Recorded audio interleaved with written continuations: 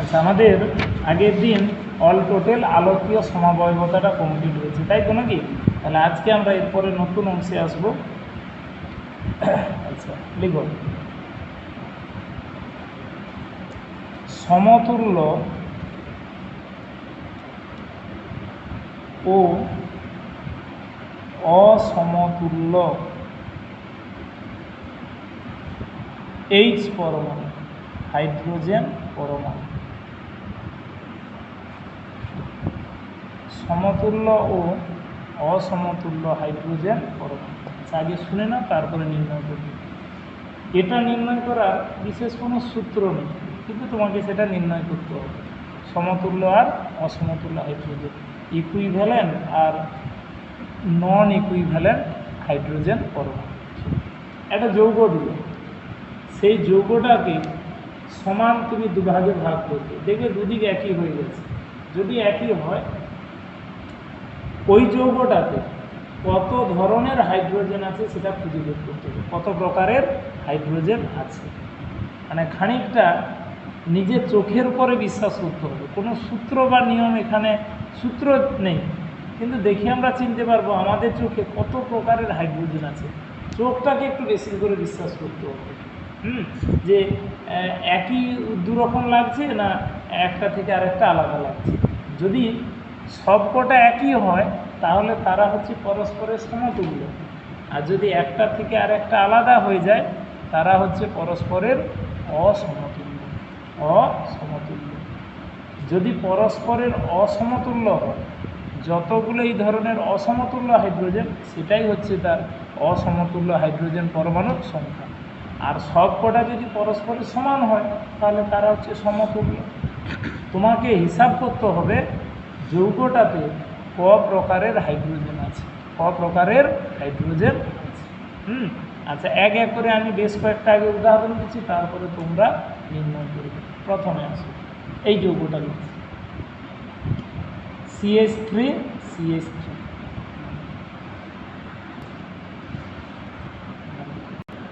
আচ্ছা, এই যৌগটাতে কতগুলো সমতুল্য আর অসমতুল্য হাইড্রোজেন? শোনো, আগে মাঝ বরাবর ভাগ করে দেয়। এই কলমটা রেখে দিলাম, এটা দুভাগে ভাগ করে দিয়েছি, দুভাগে।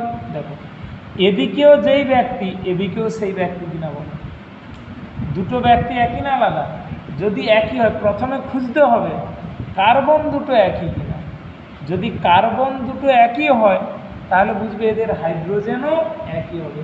তাহলে এই কার্বন ইজিক্যাল টু এই কার্বন, তাহলে এর হাইড্রোজেন এরা পরস্পরের সমান। তাই এটাতে মোট এক প্রকারের হাইড্রোজেন আছে, এক প্রকার। যদি সবকটা হাইড্রোজেন পরস্পরের সমতুল্য হয় তাহলে তার টাইপটা কটা হবে? একটা টাইপ হবে। সবকটা হাইড্রোজেন যদি পরস্পরের সমতুল্য হয় তাহলে এক প্রকারের হাইড্রোজেন। এই যে পরের উদাহরণে আছে CH3 CH2 CH3 CH3 CH2 CH3 দিয়ে এইটা হচ্ছে মিডিল ম্যান, মিডিল।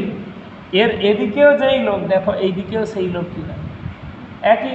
তাহলে এই কার্বন আর এই কার্বনটা কি হয়ে গেছে? একই। তাহলে এই দুজন একই, আর এর থেকে এটা আলাদা। তাহলে এই দুটো একটা টাইপ, এর হাইড্রোজেন আর একটা টাইপ। তাহলে ক প্রকার হলো? দু প্রকারের, দুই প্রকার। এটা ইজিক্যাল টু এটা, মানে একটা টাইপ, আর মাঝেরটা আর একটা টাইপ। এটা হচ্ছে মোট ক প্রকারের? দু প্রকারের হাইড্রোজেন। ওকে। আচ্ছা, তারপরে CH3 CH3 আর শৃঙ্খল বরাবর CH তার তিন হাতে তিনটে CH3। ওকে। আচ্ছা, মিলিয়ে দেখো তো এটাতে ক প্রকারের হাইড্রোজেন আছে। আমি দেখিয়ে দিচ্ছি, এটাতে দুই প্রকারের। কারেক্ট। এইটা হচ্ছে মিডিল, এই CHটা হচ্ছে মিডিল। এদিকেও যেই ব্যক্তি এদিকেও সেই ব্যক্তি এদিকেও সেই ব্যক্তি। বলো তিনজন একই না আলাদা? একই, মানে এটা একটা টাইপ আর এর হাইড্রোজেন আর একটা টাইপ। না, তাহলে মোট ক প্রকারের? দু প্রকারের। এটাতে মোট দু প্রকারের হাইড্রোজেন পাওয়া গেছে। হ্যাঁ, ক প্রকারের? দু প্রকার। আচ্ছা, পরেরটা এসো CH3 CH double bond CH CH3। এই যৌগটাতে মোট ক প্রকারের হাইড্রোজেন আছে? হ্যাঁ বলো। এই যে একদম 2 প্রকারের। এটা আর এটা একই ব্যক্তি, এটা আর এটা একই ব্যক্তি, মোট ক প্রকারের আসলো? 2 প্রকার। 2 প্রকার হাইড্রোজেন, 2 প্রকার। আচ্ছা পরেরটা এসে CH3 CH CH3 CH2 CH3।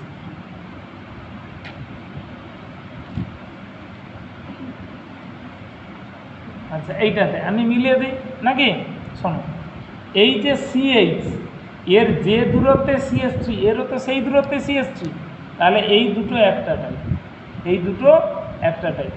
এর হাইড্রোজেন আর একটা টাইপ 2। আচ্ছা এটা এক, এটা এক, মানে একটা। এর হাইড্রোজেন আর একটা টাইপ, দুটো। এর সঙ্গে কি কারোর কোনো মিল আছে? CH2, তাহলে এটা 3। এবার তুমি ঝগড়া করতে আসবে, এও CH3 এও CH3, হতে পারে একই গ্রুপ, কিন্তু এর পরিবেশ এর পরিবেশ একই নয়। এ কার সঙ্গে লেগে আছে? CH। এ কার সঙ্গে লেগে আছে? তাহলে দুটো কি একই হচ্ছে? পরিবেশ যদি আলাদা হয় হাইড্রোজেনও আলাদা হবে। তাহলে এটা আর একটা টাইপ। মোট 4 প্রকার, 4 প্রকার। এই CH CH এদের কার্বন একটা টাইপ, CH এর কার্বন আর একটা টাইপ, CH2 আর একটা টাইপ, আর এটা একই গ্রুপ হোক তাদের অবস্থান তো আলাদা, তাই তাদের হাইড্রোজেনগুলো পরস্পরের কি অসমতুল্য। আচ্ছা পরের উদাহরণ CH3 C CH3 double bond CH CH double bond CH CH3। তাহলে এইটাতে ক প্রকারের আছে একটু গুনে দেখো, হাত হিসাব করো। যারা কেনাকাটা করতে যায় তারাই এটাতে এক্সপার্ট হয়ে যায়, তারা ঠিক সহজে বুঝে নেয় কোনটাতে সুবিধা হবে কোনটাতে ইয়ে হবে। মানে এখানে কোনো সূত্র নেই, নিজের চোখ থেকে ভালো করে লক্ষ্য করতে হবে। হ্যাঁ এটা আচ্ছা বলো ক প্রকারের? 4। 3 হলো না? আচ্ছা দেখি 4 না 3 নাকি?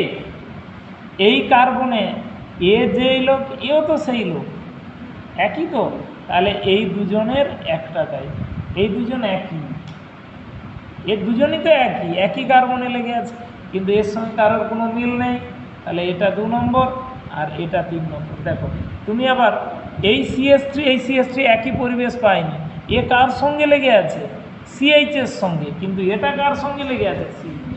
মানে পরিবেশটা যেন একই হয় তাদের, আর কি একই পরিবেশটা যেন হয়। তাহলে এটাতে মোট 3 প্রকারের হাইড্রোজেন, 3 প্রকার। ক প্রকারের? 3 প্রকারের। আচ্ছা পরের উদাহরণ এসে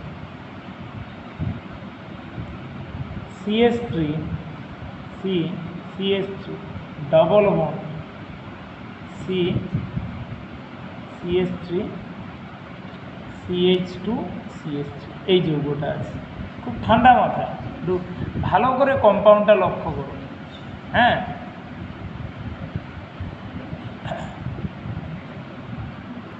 আচ্ছা এই যৌগটাতে ক প্রকারের হচ্ছে গুণক? 4 প্রকারের। বলো, আমাকে হিসাব দেখাতে হবে, যটা বললে হিসাবটা দেখো। 4 প্রকার। বলো 1 2 3 করে লিখে রাখো, দিয়ে কটা হয়? 4টা। 4টা হচ্ছে। হ্যাঁ বলো 3। আচ্ছা 3 আর তোমার 4, 4-এর হিসাবটা একটু দেখি। আচ্ছা ঠিক আছে আমি দেখে নিয়েছি। আচ্ছা এদিকে রে ক ধরনের হাইড্রোজেন তোমার চোখে লাগে, নিজের চোখটা ভালো করে বিশ্বাস করো। হ্যাঁ চোখ দিয়ে দেখো, এখানে এই অংশটাতে কোনো ফর্মুলা বা কোনো কিছু নেই, এর পরে যা শিখবে সেটা ফর্মুলা দিয়ে হবে।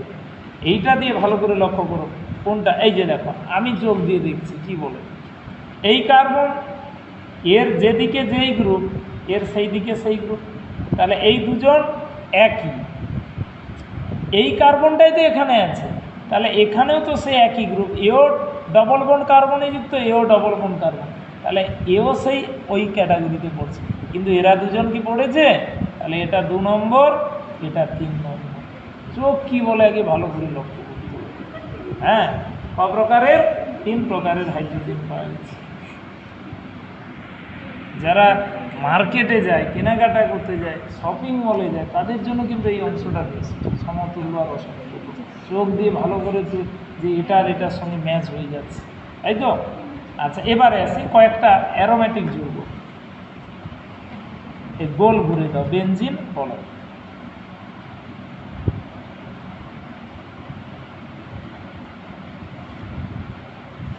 গোল ঘুরে দাও, যে এখানে আমরা বসিয়ে দিলাম CH3 দিলাম। আচ্ছা, এই যৌগটাতে ক ধরনের হাইড্রোজেন আছে?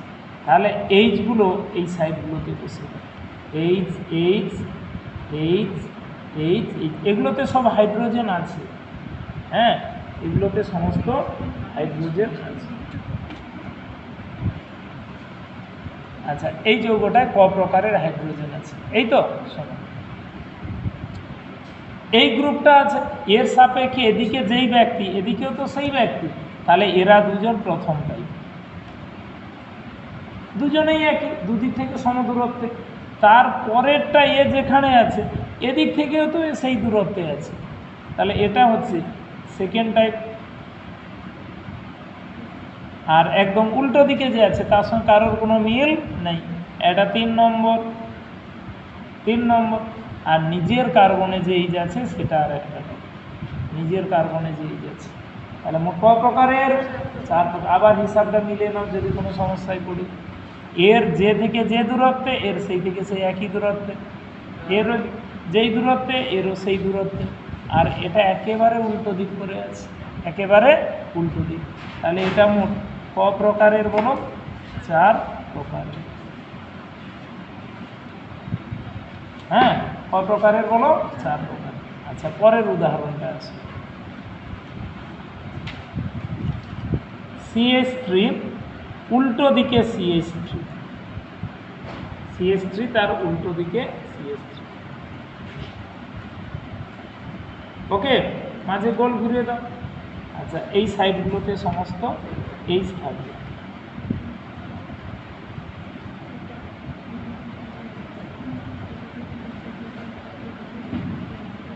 নিজের এবার মিলাম কত প্রকার হয় দেখি, ক প্রকার হয় একটু ভাববে, ঠিক আছে? সঙ্গে সঙ্গে উত্তর বলতে হবে না, একটু চিন্তা করতে হবে। এতগুলো উদাহরণ তো আমরা শিখলাম, তারপর দেখি না কত হয় বলতে। নিজে চোখ আছে তো নাকি ম্যাডাম? হ্যাঁ, ভালো করে কম্পাউন্ডটাকে লক্ষ্য করো। কত?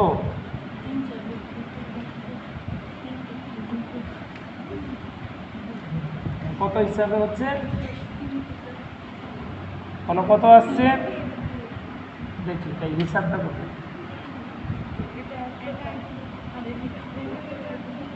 কত? আচ্ছা, এদিকে একটা উত্তর শুনছিলাম, বলো। হ্যাঁ বলো। 2 হিসাবটা দেখি। একদম, এটা 2 প্রকারের। শোনো, এই লোক আরও একটা সহজ হিসাব আছে। যদি উভয় দিক সমান হয়, মাঝ বরাবর কেটে দাও। দুদিক তো সমান, মাঝ বরাবর একদিকে ধরার দরকার নেই, একটা সাইড দেখলেই হবে। এর যেদিকে যেই লোক, এর তো সেই দিকে সেই লোক আছে, তাহলে এই দুটো হাইড্রোজেন একটা টাইপ, আর নিজের CH3 আর একটা টাইপ। এইটা এবারে দেখো, এই লোকটাই যদি এই জায়গায় থাকে, এর দু হাতে যেই লোক, ওই লোকটাই তো এদিকে আছে, তারও তো দুই দিকে একই গ্রুপ, মানে এই 4টা হাইড্রোজেন একটা টাইপ হয়ে গেছে, আর নিজেদের হাইড্রোজেন আর একটা টাইপ। তাই মোট ক প্রকারের? এটা হচ্ছে 2 প্রকারের। 2 প্রকারের এইজ আছে। হ্যাঁ, ক প্রকারের? 2 প্রকারের। আচ্ছা, পরের উদাহরণে আসি।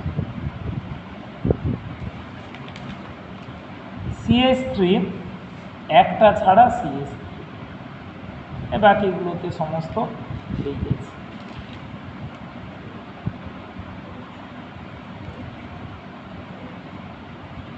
সব এইজ আছে। তাহলে এইটাতে একটা ছাড়া একটাতে CH3 আছে। হ্যাঁ, এটাতে মোট ক প্রকারের হাইড্রোজেন আছে?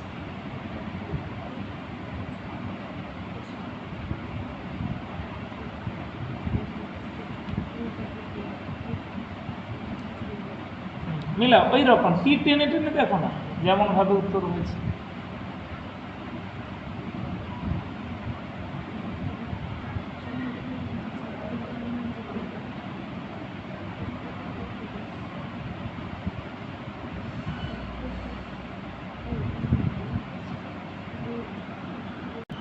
বলো বলো।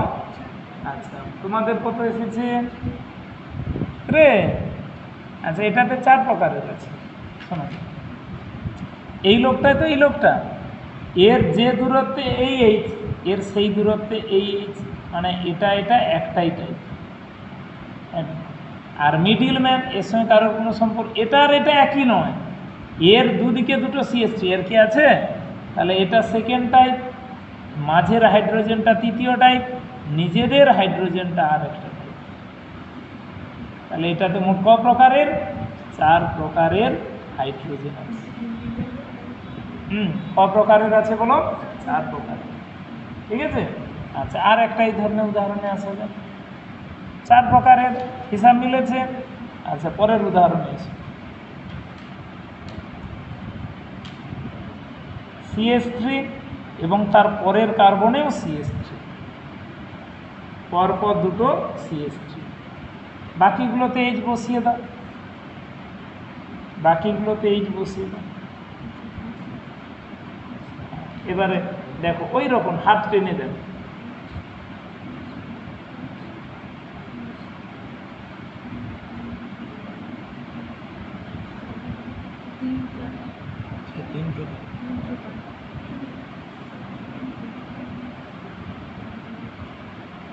বলো ক প্রকার? 3 প্রকার, একদম অবশ্যই 3 প্রকার। এই যে এই লোকটা এই লোক, এর যে দূরত্বে যে এর সেই দূরত্বে সেই এইচ, এটা একটা টাইপ। এর যে দূরত্বে এই এইচ, এর সেই দূরত্বে এই এইচ, এটা আর একটা টাইপ। আর নিজেদের CH3 আর একটা টাইপ। তাই মোট ক প্রকারের? 3 প্রকার। 3 প্রকারের হাইড্রোজেন পাওয়া গেছে। ওকে, 3 প্রকার। আচ্ছা তারপরে আচ্ছা এই যৌগটা এসে একটা ছাড়া একটাতে CH3, 3টে পরপর CH3, একটা ছাড়া একটা।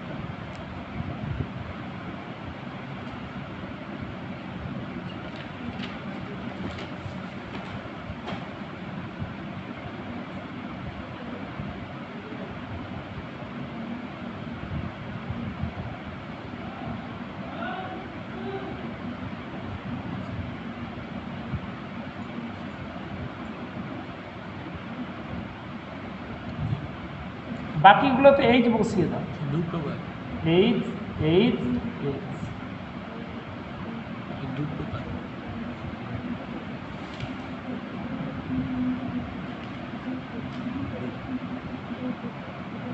কত রে বলো? 2 প্রকার, একদম। এই যে এই 3টে এইচ একটাই হবে। আরে এও দুটো CH3 মাঝে, এও তো সেই দুটো CH3, এও তো সেই দুটো CH3। তাহলে মাঝের হাইড্রোজেনগুলো একটা টাইপ, সবাই সমান, আর নিজেদের যে হাইড্রোজেনগুলো আর একটা টাইপ। তাহলে এটাতে মোট ক প্রকার? 2 প্রকারের হাইড্রোজেন আছে। ক প্রকারের? 2 প্রকারের আছে। ওকে। আচ্ছা বাকি ফাইনাল কম্পাউন্ড CC, এর 3 হাতে 3টে CH3, আর এরও 3 হাতে 3টে CH3, এরও 3 হাতে 3টে CH3, এটারও 3 হাতে 3টে CH3। বলো 1 প্রকার। এরা সবাই পরস্পরের সমতুল্য। 3 জন যা, এরও তো 3 জন, তাই কি চোখে কি আলাদা লেগেছে নাকি? তাহলে সব কটাই পরস্পরের সমতুল্য। মোট 1 প্রকারের হাইড্রোজেন পাওয়া যাবে। ওকে, এই হচ্ছে সমতুল্য আর অসমতুল্য। সমতুল্য পরস্পরের সাপেক্ষে সমান হবে, অসমতুল্য হচ্ছে পরস্পরের থেকে আলাদা হবে, তাহলেই তারা হচ্ছে পরস্পরের অসমতুল্য। ক্লিয়ার? তাহলে এটা নিয়ে আর কোনো সমস্যা নেই। এবারে আসে আণবিক সংকেত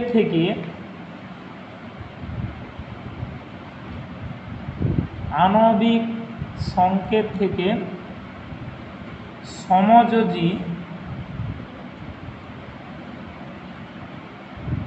বন্ধনের সংখ্যা নির্ণয়।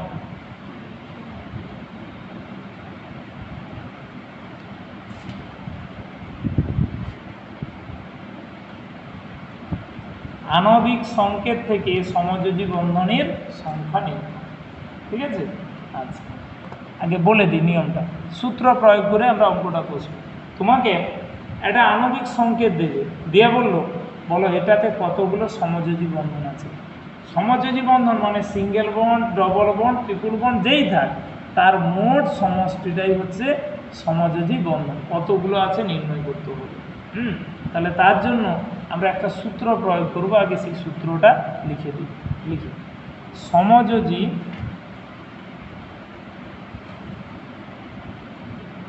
বন্ধনের সংখ্যা সমান সমযোজী বন্ধনের সংখ্যা সমান। আচ্ছা, বড় করে একটা আকার টেনে দাও, কারণ এখানে অনেকগুলো কথা আসবে আর কি। বাই 2 হরে 2টা আগে বসিয়ে দাও, সূত্রটা আরও সহজে লেখা যাবে। মাঝখানে মাইনাস চিহ্ন বসিয়ে দাও, মাইনাস চিহ্ন। আচ্ছা, যতটা কথা বলা হবে এটা বাম দিকে লিখে শেষ করো, মানে দরকারে উপর থেকে লিখে যাতে এর মধ্যে শেষ হয়। মাইনাস দিয়ে ডান দিকে কথাগুলো লিখে। আচ্ছা, এদিকে লিখে সংকেতে প্রতিটি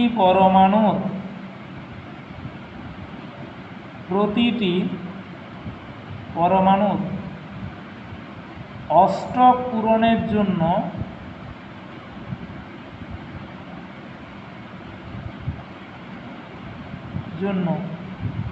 প্রয়োজনীয় ইলেকট্রন,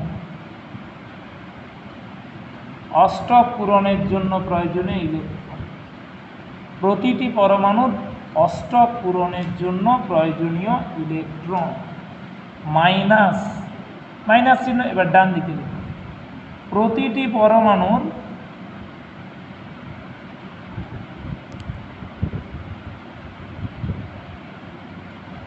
যোজ্যতা কক্ষের ইলেকট্রন,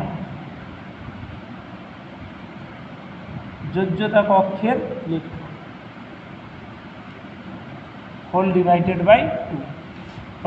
বাই 2। আচ্ছা, এটাকে খুব সহজে ইংরেজিতে আমরা এক লাইনে বলতে পারি। এটাকে বলা হয় octet electron, OCTET, octet electron, অষ্টক electron, octet electron minus valency electron whole divided by 2। Octet electron minus valency electron whole divided by 2। Octet, OCTET, octet electron minus valence electron whole divided by 2। আচ্ছা, আগে নিয়মটা শোনো, তারপরে অঙ্কে যাবে। অষ্টক হচ্ছে সমস্ত পরমাণু অষ্টকের জন্য প্রয়োজনীয় ইলেকট্রন হচ্ছে 8। আমরা যেটা রাসায়নিক বন্ধনীতে শুনে এসেছি, অষ্টক পূরণ করতে হবে। অষ্টকের জন্য ইলেকট্রনের সংখ্যা কত দাঁড়াবে? 8। কেবল হাইড্রোজেনের ক্ষেত্রে ইলেকট্রন হয় 2, তাকে দ্বৈত বলে বলা হয়। হাইড্রোজেনের অষ্টকটা নয়, আমরা কি বলে ডাকি তাকে? দ্বৈত। তাহলে হাইড্রোজেন ব্যতীত বাকি সকলের জন্য অষ্টকের ইলেকট্রন 8, শুধু হাইড্রোজেন হলে কত? 2। আর যোজক ইলেকট্রন যার জটা আছে সেটা হিসাব বলে পেয়ে যাবে। তোমাকে সংকেতটা যেটা দেবে তাতে যে পরমাণু যতগুলো লেগে আছে তার সংখ্যা গুণিতক তার অষ্টকের জন্য ইলেকট্রন, মানে 8 গুণ হবে। তার মোট সংখ্যা মাইনাস পরমাণুর সংখ্যা ইন্টু তার যোজ্যতা কক্ষের ইলেকট্রনের সংখ্যা। সেই অন্তরফলকে কত দিয়ে ভাগ করতে হবে বলো? 2 দিয়ে ভাগ করতে হবে। যেমন এক করে প্রথম উদাহরণটা আমরা আগে মিলিয়ে দিই। EX C6H6 এই আণবিক সংকেতটা আছে, এটাতে বললো সমযোজী বন্ধনের সংখ্যাটা হিসাব করতে। আচ্ছা, তাহলে সূত্রটা লিখে দিই। সমযোজী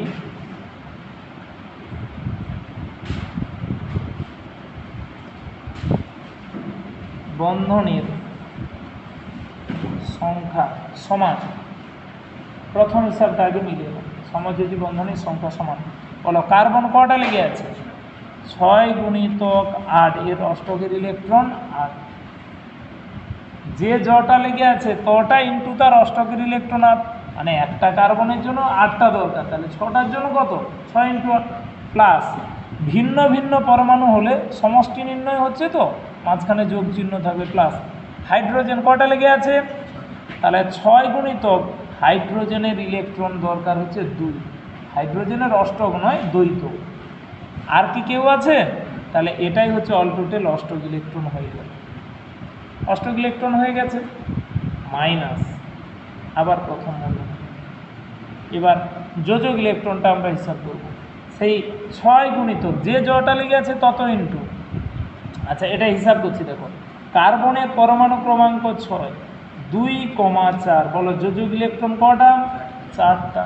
তাহলে 6 ইন্টু 4, 6 ইন্টু 4 প্লাস হাইড্রোজেনও 6টা লেগে আছে, 6 গুণিতক এই যে হাইড্রোজেন 1 করতে 1। বলো যোজক ইলেকট্রন কটা? 1, 6 ইন্টু 5। এই হিসাবটালে কোথাও কোনো সমস্যা আছে কিনা আগে দেখে নাও। অষ্টক হলে 8, হাইড্রোজেনের জন্য কেবল 2। আর যোজক ইলেকট্রন তোমাকে হিসাব করতে হবে, যেমন ইলেকট্রন বিন্যাস করেছো মাধ্যমিকে, তার উপরে শেষ কক্ষের ইলেকট্রনটাই যোজক, 4 ডিভাইডেড বাই 2। তাহলে 848 আর 12 60 minus 6 4 24, 6 30 by 2, that is 30 by 2 সমান 15। তাহলে এই সংকেতে সমযোজী বন্ধন মোট কটা আছে? 15খানা আছে। কটা আছে? 15টা আছে। আচ্ছা তারপরের এক্স, তারপরের এক্স, পরের উদাহরণটা মিলিয়ে নাও, তারপরেরগুলো তোমরা নির্ণয় করবে। হ্যাঁ, C8H9ClO এইরকম একটা সংকেতের যৌগ আছে, C8H9ClO, C8H9ClO। ওকে, আচ্ছা এই হিসাবটা দেখি না যদি সমস্যা হয়। সমযোজী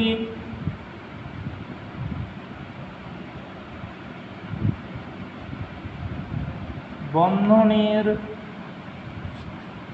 সংখ্যা সমান। আচ্ছা প্রথম দেখো কার্বন কটা লেগে আছে? 8, 8 ইন্টু 6 যুক্ত হাইড্রোজেন কটা লেগে আছে? 8 into 8, sorry 8 into 8, 8 into 8 plus 9 into 2 হাইড্রোজেনের 2 প্লাস ক্লোরিন একটা লেগে আছে 8, অন্য যেই লেগে থাক 8 প্লাস অক্সিজেন একটা 8, অক্সিজেন একটা 8। এইটা হচ্ছে তার যোজক অষ্টক ইলেকট্রন হয়ে গেল মাইনাস আবার প্রথম বন্ধনীটা দিয়েছ 8 ইন্টু, বলো কার্বনের যোজক ইলেকট্রন কত পেয়েছিলে? 4 যুক্ত 9 ইন্টু হাইড্রোজেনের কটা পেয়েছিলে? 1 যুক্ত ক্লোরিন। আচ্ছা এটা পর্যায় সারণী পড়ালে আরও সহজ হয়ে যাবে। যারা হচ্ছে হ্যালোজেন শ্রেণী 17 নম্বর শ্রেণী, তাদের বাইরের কক্ষে 7টা ইলেকট্রন আছে। অক্সিজেন 16 নম্বর শ্রেণী, তার বাইরের কক্ষে 6টা ইলেকট্রন আছে। আর না হলে ইলেকট্রন বিন্যাস থেকে করে নিতে হবে। যে ক্লোরিন 17 তো 2,8,7, তাহলে শেষ কক্ষে কটা? 7টা, 7 যুক্ত অক্সিজেন 8, 2,6 শেষ কক্ষে কটা ইলেকট্রন? 6টা, whole divided by 2, whole divided by 2। Okay, আচ্ছা হিসাবটা এবার মিলিয়ে নেই। 8 8টা 64 আর 9 2 18, 64 10 74, 6 80 2 82, 8 90, 8 98, ক্যালকুলেটারও যোগ বিয়োগ করতে পারো। আর এটা হ্যাঁ 8 4 32 আর 9 8 41, 7 48, 6 50 4 54, হোল ডিভাইডেড বাই 2। 8 থেকে 4 গেলে 4, 9 থেকে 5 গেলে 4, 44 বাই 2 সমান 22। ফলে উত্তর নিয়ে কোথাও কোনো অসুবিধা আছে কিনা আগে পুরো মিলিয়ে। ক্যালকুলেশন চাইলে কোথাও কোনো সমস্যা আছে নাকি রে? তাই তো? আচ্ছা, তাহলে এবারে পরে রিএক্স দিয়ে তোমরা নির্ণয় করো, আমি দেখি। C8 H8 Br2 C8 H8 Br2 এইটা। আচ্ছা, এই যৌগটাতে তাহলে সমযোজী বন্ধনীর সংখ্যা সমান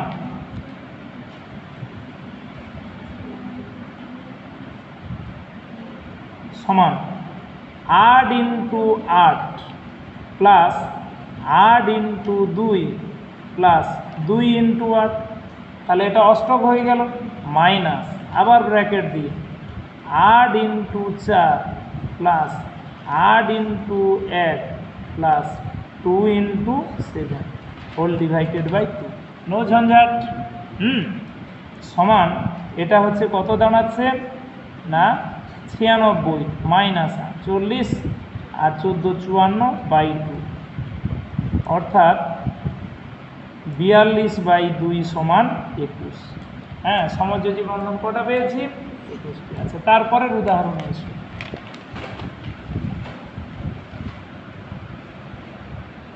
EX, ওকে। আচ্ছা, এই যৌগটা C6 H7N C6 H7N, তাহলে এটাকে আমরা নির্ণয় করে নিই সমযোজী বন্ধন হিসেবে। C6 H7N সমযোজী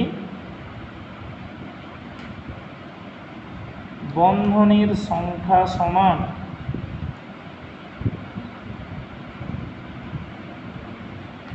6 into 8 plus 7 into 2 plus 8, 1 into 8 মানে 8, অষ্টক হয়েছে, মাইনাস আবার ব্র্যাকেট দিয়ে 6 into 4 plus 7 into 1 plus nitrogen 15 নম্বর শ্রেণী 5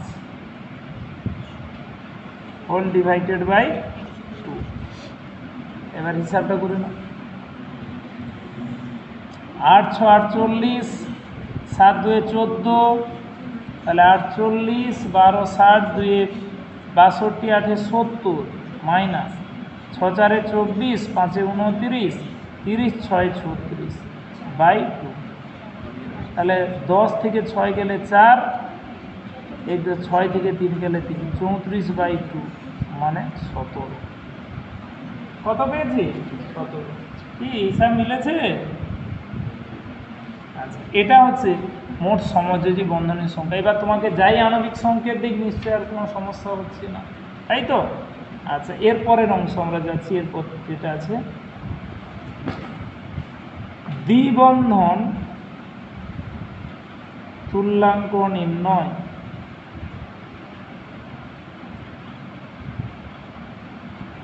দ্বিবন্ধন তুল্যাঙ্ক নির্ণয়, ব্র্যাকেটে DBE, দ্বিবন্ধন তুল্যাঙ্ক নির্ণয় ব্র্যাকেটে DBE, double bond equivalent, DBE double bond equivalent. আচ্ছা, মানেটা কি আগে বলে দিই। তুমি যে সংখ্যাটা হিসাব করলে এটা হচ্ছে টোটাল বন্ধনের সংখ্যা, single bond, double bond, triple bond, তার মোট সংখ্যা। এবারে নির্ণয় করবে ওই যৌগটায় কটা ডবল বন্ড আছে, সিঙ্গেল বন্ড ট্রিপল নয়, কটা ডবল বন্ড আছে। মানে আগে যেগুলো পেয়েছিলে তার মধ্যে সমস্ত বন্ধনের সংখ্যা পেয়ে, এটাতে পাবে কেবলমাত্র শুধু কার সংখ্যা বলো?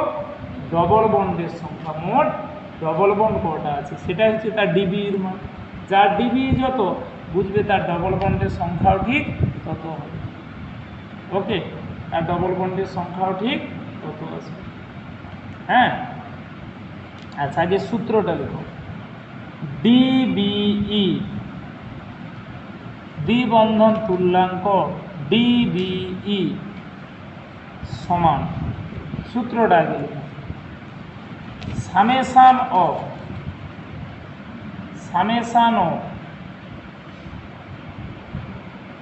n ইন্টু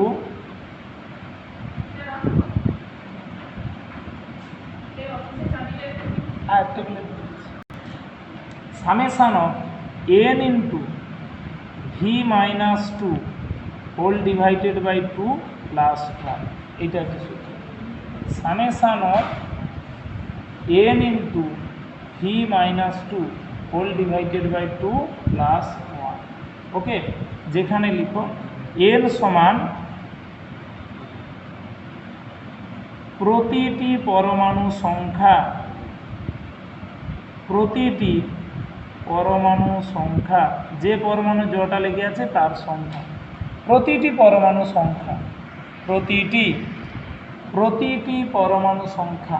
আর ভি ইজিক্যাল টু লিখো পরমাণুর যোজ্যতা, ভি ইজিক্যাল টু পরমাণুর যোজ্যতা, ভি ইজিক্যাল টু বলো পরমাণুর যোজ্যতা। আছে শোনো, যোজক ইলেকট্রন আর যোজ্যতা অনেক ক্ষেত্রে একই, কিন্তু সব ক্ষেত্রে একই নাও হতে পারে। এখানে মিলিয়ে দিই, ভি এর মান কত বসাবে? ভি এর মান সর্বোচ্চ 4 হতে পারে। যে 14 নম্বর শ্রেণীতে অবস্থান করছে যেমন কার্বন, তার যোজ্যতা হবে 4। যে 15 নম্বর শ্রেণীতে অবস্থান করছে যেমন নাইট্রোজেন আর ফসফরাস, তাদের যোজ্যতা হবে 3। 16 নম্বর শ্রেণীতে যারা অবস্থান করছে অক্সিজেন আর সালফার, তাদের যোজ্যতা হবে 2। 17 নম্বর শ্রেণীতে যারা অবস্থান করছে ক্লোরিন, ক্লোরিন, ব্রোমিন, আয়োডিন, তাদের যোজ্যতা হবে 1। কেবলমাত্র হাইড্রোজেনেরও ক্ষেত্রে যোজ্যতাটা কত হবে? 1 হবে। তাহলে ভি এর মান কখনো 4-এর বেশি হবে না। ওকে, দেখা যাক এক এক। প্রথমে ইএইচ দাও, প্রথম নিয়মটা আগে মিলিয়ে নাও, তারপরে আমরা নির্ণয় করি। C6H6, C6H6, তাহলে এর ডিবিই সমান, আচ্ছা মিলিয়ে নাও, বলো কার্বন কটা লেগে আছে? 6টা, তাহলে এন এর মান 6। সামেশন মানে ওই সংকেতে যে পরমাণু যতগুলো লেগে আছে তাদের প্রত্যেকের জন্য n into V minus two এই মানটা নির্ণয় করতে হবে। আলাদা আলাদা পরমাণু, এদের মাঝখানে যোগ চিহ্ন পড়বে। প্রথমটা বুঝছি, কার্বন কটা লেগে আছে? তাহলে 6 ইন্টু কার্বনের যোজ্যতা 4 মাইনাস 2, 6 ইন্টু 4 মাইনাস 2, এটা প্রথম জনের জন্য হয়ে গেল, প্লাস চিহ্নটা। সামেশন হচ্ছে, সমষ্টি নির্ণয় হচ্ছে। এবার হাইড্রোজেন কটা লেগে আছে?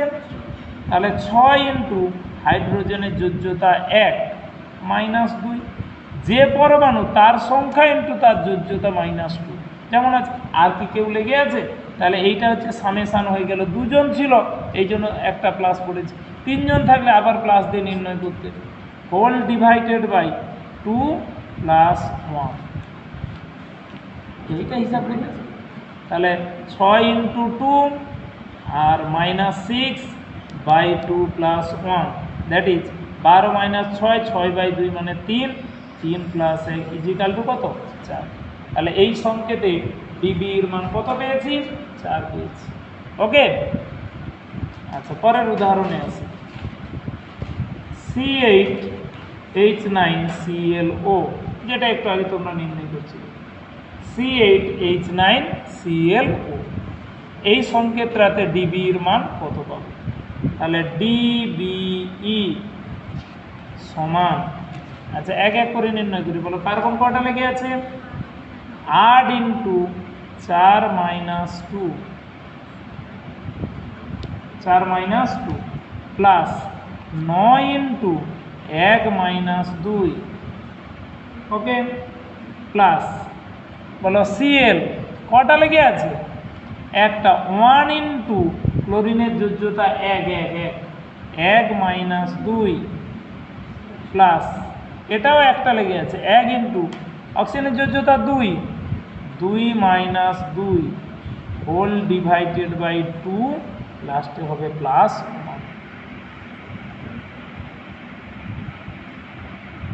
এইটার মান কত হয় দেখে না? তাহলে 8 into 2 minus 9 minus 1 plus 0 by 2 plus 1। তাহলে 16 থেকে 10 গেলে 6, 6 বাই 2 মানে 3, 3 প্লাস 1 সমান 4।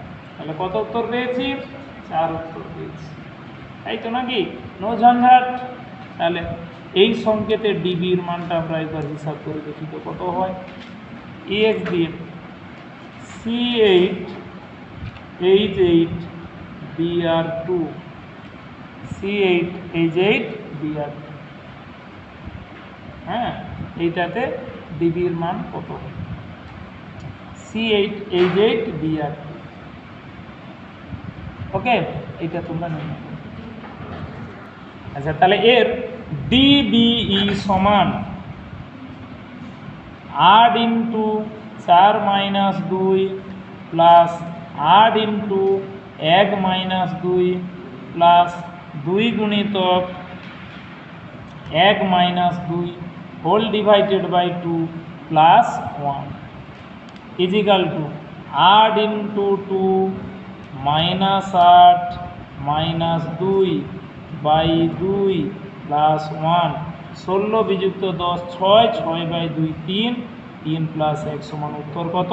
4। 4 এসেছে। আচ্ছা, তারপরে আবার দাও, আবার EX দাও C10 H8 C10 H8 C10 H8 এইটার মান নির্ণয় করো। এর ডিবির মান হিসাব করতে থাকো কত হবে।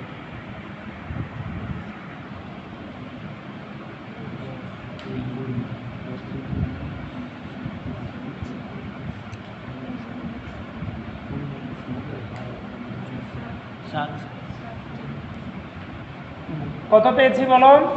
আচ্ছা, হিসাবটা দেখে তাহলে 10 into 4 minus 2 plus 8 into 1 minus 2 whole divided by 2 plus 1 10 into 2 minus 8 by 2 plus 1 12 by 2 মানে 6 যুক্ত 1 সমান 7। কত পেয়েছি রে? 7। একইভাবে আর একটা EX নির্ণয় করো। C14 H10 C14 H10 C14 H10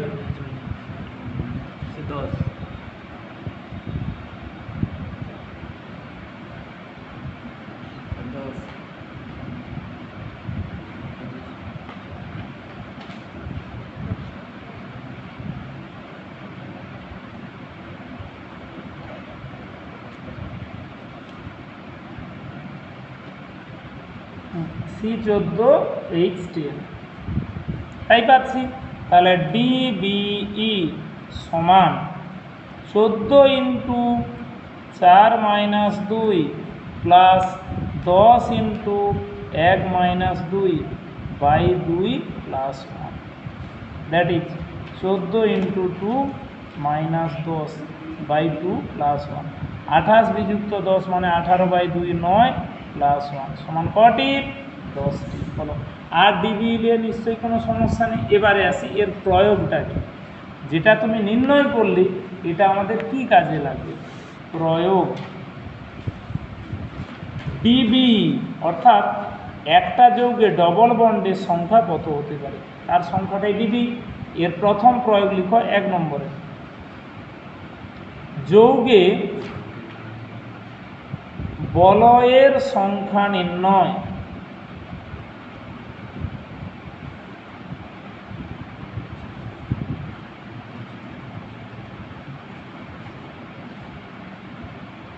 যৌগে বলয়ের সংখ্যা নির্ণয় অর্থাৎ একটা যৌগে কতগুলো বলয় থাকবে সেটা এই হিসাবের দ্বারা নির্ণয় করা হয়। যার সূত্রটা আমরা লিখি, বলয়ের সংখ্যা সমান বলয়ের সংখ্যা সমান বলয়ের সংখ্যা সমান ডিবিই, ডিবির সংখ্যা যেটা হিসাব করলে মাইনাস যৌগটি যত মোল হাইড্রোজেন গ্রহণ করে, যৌগটি যত মোল হাইড্রোজেন গ্রহণ করে। ডিবি মাইনাস যৌগটি যত মোল হাইড্রোজেন গ্রহণ করে। আচ্ছা, হিসাবটা মিলিয়ে দিই। এইটা বলা থাকবে কত মোল হাইড্রোজেন গ্রহণ করেছে, আর ডিবির মাধ্যমে হিসাব করলে এর অন্তর্ফলটাই হচ্ছে তার বলয়ের সংখ্যা। যেমন EX দাও C6 H6 এই যৌগটাতে C6H6। তুমি একটু আগে আর ডিবি হিসাব করে নিয়ে এসেছো, দেখে নাও তোমার খাতায় আছে। হ্যাঁ 4 আছে, কত আছে? আচ্ছা এটা বলা আছে এই যৌগটি 3 মোল হাইড্রোজেন গ্রহণ করে, 3 মোল হাইড্রোজেন গ্রহণ করে। যৌগটি কত মোল হাইড্রোজেন গ্রহণ করেছে? 3 মোল হাইড্রোজেন গ্রহণ করে। ওকে, তাহলে অতএব বলয়ের সংখ্যা সমান এর ডিবির মান হচ্ছে 4, তাহলে 4 মাইনাস কমল হাইড্রোজেন নিয়েছে 3, দ্যাট ইজ 1 2। বলো কটি? এবারে আসো এর গল্পটা মিলাও।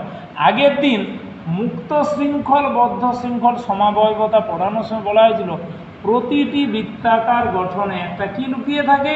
ডবল বন্ড লুকিয়ে থাকে। হাতে নাতে প্রমাণ হচ্ছে দেখো, এই যৌগটার সংকেত এইটা, এই যে গঠন সংকেত C6H6 বেনজিন। দেখো তো তোমার চোখে কটা ডবল বন্ড পড়েছে? 3টে। যটা ডবল বন্ড তুমি চোখে দেখতে পেয়েছো তমল হাইড্রোজেন সে গ্রহণ করবে, কিন্তু যৌগটাতে 3টে নয়, কটা ডবল বন্ড? 4টা। তুমি তার ডিবি কত পেয়েছো? আসলে 4টা ডবল বন্ড ছিল, কিন্তু দেখতে কি পাচ্ছ 4টা? কটা দেখতে পাচ্ছ? তাহলে আর একটা ডবল বন্ড এই বৃত্তাকার গঠনের জন্য খরচ হয়েছে, ওইটাই হচ্ছে তার বলয়ের সংখ্যা। যটা ডবল বন্ড উজ্জ্ব থাকে সেটাই তার কিসে পরিণত হয়ে গেছে? বলয়ে পরিণত হচ্ছে। তাহলে এই বলয় গঠনের জন্য একটা খরচ হয়েছে, বাকি 3টে আছে। তাহলে অরিজিনালি এর 4টা ডবল বন্ড ছিল, 3টে দেখতে পাচ্ছি, আর একটা কি গঠনের জন্য খরচ হয়ে গেছে, সেটাই হচ্ছে তার বলয়ের সংখ্যা হয়ে দাঁড়িয়েছে নাকি। তারপরে রিয়েক্স দাও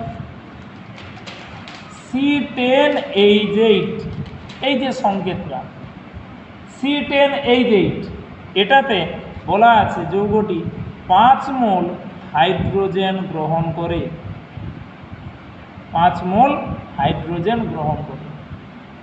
হ্যাঁ, তাহলে নিশ্চয়ই বলয়ের সংখ্যা হবে। তুমি একটু আগে এর ডিবি হিসাব করে এসেছো, এর ডিবি কত পেয়েছিলে?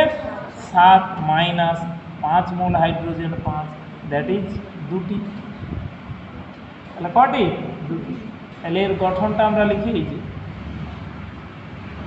1 2 3 1 2।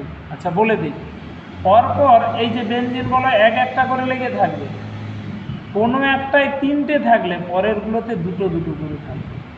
এবং ডবল বন্ড আমি যেমনটা লিখেছি 1 2 3, একটা ছাড়া একটা, যেমন খুশি বসাও না, একটা ছাড়া একটা বসাও যেমন খুশি। বসিয়েছো? এদিকে বসানোর সময় উল্টো দিক বরাবর 2 বসাও, মানে পরপর যেন ডবল বন্ডগুলো না হয়, একটা ছাড়া একটা, একটা ছাড়া একটা, এই নিয়মে হবে। পরের দিন রেজোনেন্সে শিখবে, তখন এই জিনিসগুলো একেবারে পরিষ্কার হয়ে যাবে। ওকে, আচ্ছা একইভাবে আবার রিয়েক্স দাও C14H10,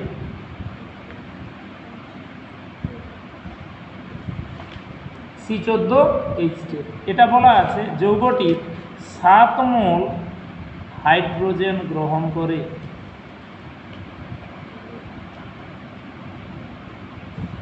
যৌগটি কয় মোল? 7 মোল হাইড্রোজেন গ্রহণ করছে। আচ্ছা তাহলে বলয়ের সংখ্যা সমান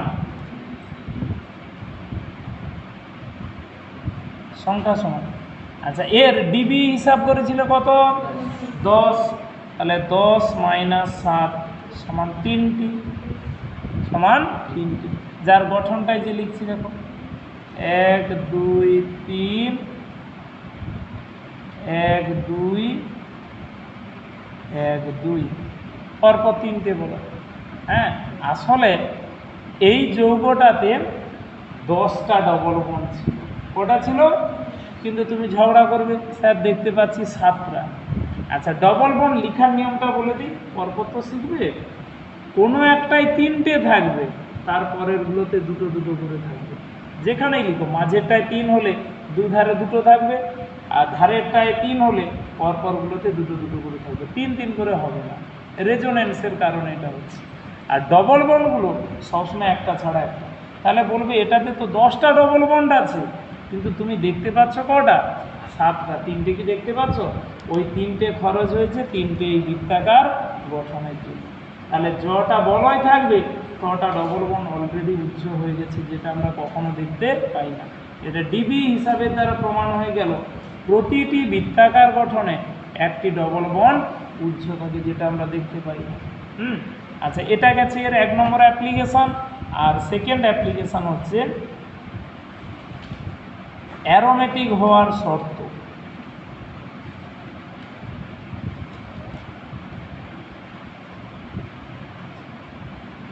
অ্যারোমেটিক হওয়ার শর্ত। একটা যৌগ যদি অ্যারোমেটিক হয় তার জন্য কি শর্তটা থাকবে? অ্যারোমেটিক হতে গেলে তার মধ্যে কি শর্ত থাকতে হবে? না, এই শর্ত হবে যৌগে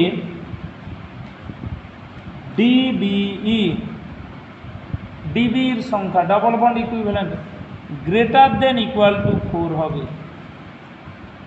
গ্রেটার দেন ইকুয়াল টু 4। হ্যাঁ, যৌগ যদি অ্যারোমেটিক হয় তাহলে মিনিমাম ডবল বন্ড 4 হতে হবে, 4 বা তার বেশি। খুব সহজ করে দেখো, এইটা হচ্ছে একটা অ্যারোমেটিক যৌগ বেনজিন। অ্যারোমেটিক যৌগের জনক আমরা বলি বেনজিনকে। বেনজিন হচ্ছে অ্যারোমেটিক যৌগের সূত্রপাত, তারপরে তো আরও অসংখ্য যৌগ। তাহলে এটাতে জলজ্যান্ত ডবল বন্ড কটা আছে? 4টা। যাদের ডিবি মিনিমাম 4 সে অ্যারোমেটিক হবে। তবে 4-এর বেশি হলে যে অ্যারোমেটিক হবে সেটা বলা হচ্ছে না। অ্যারোমেটিক হতে গেলে তার ডিবির সংখ্যা মিনিমাম কত হতে হবে? 4। তার বেশি তো নিশ্চয়ই হতেই পারে, মিনিমাম 4 দরকার। 4-এর কম এই লিস্টে আসার কোনো সম্ভাবনা থাকবে না। তোমাকে প্রশ্ন দিল এই যৌগটা কি অ্যারোমেটিক হবে, সংকেত একটা দিল, তাহলে তার ডিবি হিসাব করে নেব। যদি 4 বা তার বেশি পাই যে হ্যাঁ এটা হলেও হতে পারে, কিন্তু 4-এর কমের কোনো গল্প এখানে থাকছে না। এটাই হচ্ছে ডবল বন্ড ইকুইভ্যালেন্টের সংখ্যা নির্ণয় এবং তার থেকে তার প্রয়োগ। আচ্ছা, এবারে আসি এর পরের অংশে। আমরা অর্গ্যানিকের সবচেয়ে গুরুত্বপূর্ণ যে অংশটা শিখব, মানে যার উপরেই বলা যেতে পারে পুরো অর্গ্যানিক কেমিস্ট্রিটা দাঁড়িয়েছে, স্তম্ভ বলে বলা হয়, সেই স্তম্ভটাই এখন আমাদের শুরু হচ্ছে। আচ্ছা, জৈব যৌগের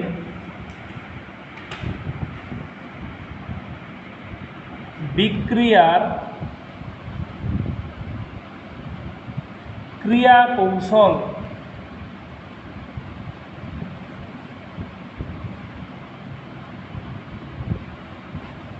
জৈব যৌগের বিক্রিয়ার ক্রিয়া কৌশল, আমরা এটাকে বলি রিয়াকশন মেকানিজম। রিয়াকশন মেকানিজম যে ক্রিয়া কৌশল। আচ্ছা, আগে একটু গল্পটা শুনে নেই, তারপরে পড়বে। তুমি 2 বছর ধরে অর্গ্যানিক পড়বে, তাই তো? অর্গ্যানিক মানেই তার এই ক্রিয়া কৌশলটা তোমাকে জানতে হবে, মেকানিজমটা জানতে হবে। মেকানিজম ছাড়া কোনো অর্গ্যানিক রিয়াকশান আদপেই সম্ভব নয়। আচ্ছা শোনো, জৈব যৌগের বিক্রিয়ার ক্রিয়া কৌশল বা আমরা যেটাকে বলি মেকানিজম, তাই তো? মেকানিজম হচ্ছে যে একটা বিক্রিয়া কিভাবে ঘটছে। তুমি মাধ্যমিকে যে বিক্রিয়াগুলো পড়ে এসেছে যতটুকু পড়ছি, ইথিলিন ব্রোমিনের সঙ্গে বিক্রিয়ায় ইথিলিন ডাইব্রোমাইড উৎপন্ন করে, কিন্তু প্রশ্নটা হচ্ছে কিভাবে ইথিলিন আর ব্রোমিন নিজেদের মধ্যে যুক্ত হয়, তার পদ্ধতিটা আমাদেরকে জানতে হবে। এই পদ্ধতিটা জানতে গেলে বিজ্ঞানের বা অর্গ্যানিকের যে অংশের পর আমরা নির্ভরশীল হব ওই অংশটাকে আমরা বলি তার ক্রিয়া কৌশল, মেকানিজম অফ দ্য রিয়াকশান, বিক্রিয়ার ক্রিয়া কৌশল। আমরা সেই মেকানিজমটা এবারে জানার চেষ্টা করব। আচ্ছা, মেকানিজমটা জানতে গেলে কিছু বেসিক টার্ম আগে তোমাকে পরপর ক্লিয়ার করতে হবে। আমরা এগুলোকে 2 বছর ধরে বলবো যে অর্গ্যানিকের বেসিক কনসেপ্ট যদি আমাদের একদম পরিষ্কার থাকে তাহলে কোনো বিক্রিয়া বা তার মেকানিজম নিয়ে বিশেষ কোনো সমস্যা আমাদের হবে না। কিন্তু সেই কনসেপ্টটা আমাদেরকে আগে কি করে নিতে হবে বলো, ক্লিয়ার করে দিতে হবে। আচ্ছা, আগে অর্গ্যানিক বিক্রিয়ার প্রো ফর্মাটা আগে আমরা একটু লিখে দিই। বাম সাইডে যারা আছে তারা হচ্ছে বিক্রিয়ক।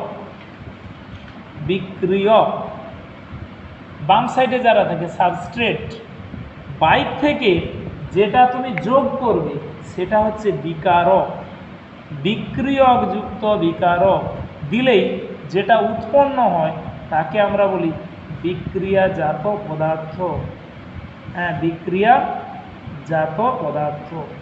বিক্রিয়ক যুক্ত বিকারক সমান বলো বিক্রিয়াজাত পদার্থ। সাবস্ট্রেট যুক্ত রিএজেন্ট, সাবস্ট্রেট যুক্ত reagent equal to product. Substrate plus reagent equal to product, এটাই সমস্ত অর্গ্যানিক বিক্রিয়ার সাধারণ রূপরেখা। এই রূপটা দিয়ে আমাদের বিক্রিয়াটা চলতে থাকে।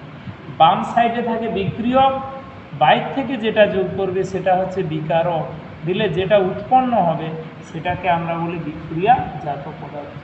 ওকে, এবারে আসা যাক প্রশ্নটা এটা, বিক্রিয়কের সঙ্গে কিভাবে বিকারক যোগ করলে তুমি প্রোডাক্ট পেতে পারবে, তার জন্য কিছু কলা কৌশল বা পদ্ধতি আমাদেরকে জানতে হবে। সেই কৌশল বা পদ্ধতিগুলো আমরা এক এক করে জানি। 1 নম্বরে এইগুলো হচ্ছে বেসিক কনসেপ্ট। 1 নম্বরে ইনডাকটিভ প্রভাব। ইনডাকটিভ প্রভাব, ইনডাকটিভ প্রভাব ব্র্যাকেটে ক্যাপিটাল আই, আই প্রভাব। ইনডাকটিভ প্রভাব ক্যাপিটাল আই প্রভাব, ইন্ডিয়ার আইটা লেখা হয় না, এমনি বড় অক্ষরের আইটা লেখা হয় আই প্রভাব। আচ্ছা, 2 নম্বরে ইলেকট্রোমারিক প্রভাব। ইলেকট্রোমারিক প্রভাব ব্র্যাকেটে ই প্রভাব। ইন্ডাকটিভ প্রভাব 2 নম্বরে আসি, ইলেকট্রোমারিক প্রভাব ক্যাপিটাল ই, ই ক্যাপিটাল ই, ই প্রভাব। 3 নম্বরে রেজোনেন্স। রেজোনেন্স 3 নম্বরে রেজোনেন্স। আর 4 নম্বরে হাইপার কনজুগেশন। রেজোনেন্স, তারপরে আসি হাইপার কনজুগেশন। রেজোনেন্স এবং তারপরে বলো হাইপার কনজুগেশন। তাহলে 1 হচ্ছে ইন্ডাকটিভ প্রভাব, 2 ইলেকট্রোমারিক প্রভাব, 3 রেজোনেন্স, আর 4 বলো হাইপার কনজুগেশন। কটা বেসিক টার্ম আছে, যাতে এই 4টা সম্পর্কে একেবারে ক্লিয়ার ধারণা যেন আমাদের মধ্যে গঠিত হয়ে যায়। ওকে, তারপরে আমরা এর অরিজিনাল পার্টে আসবো যে কীভাবে বিক্রিয়ক আর বিকারক যোগ করলে বিক্রিয়াজাত পদার্থ পেতে পারে। তাহলে 1 নম্বরটায় আসা যাক। প্রথম নম্বরে যেটা আছে সেটা আন্ডারলাইন করবে, ইন্ডাকটিভ প্রভাব।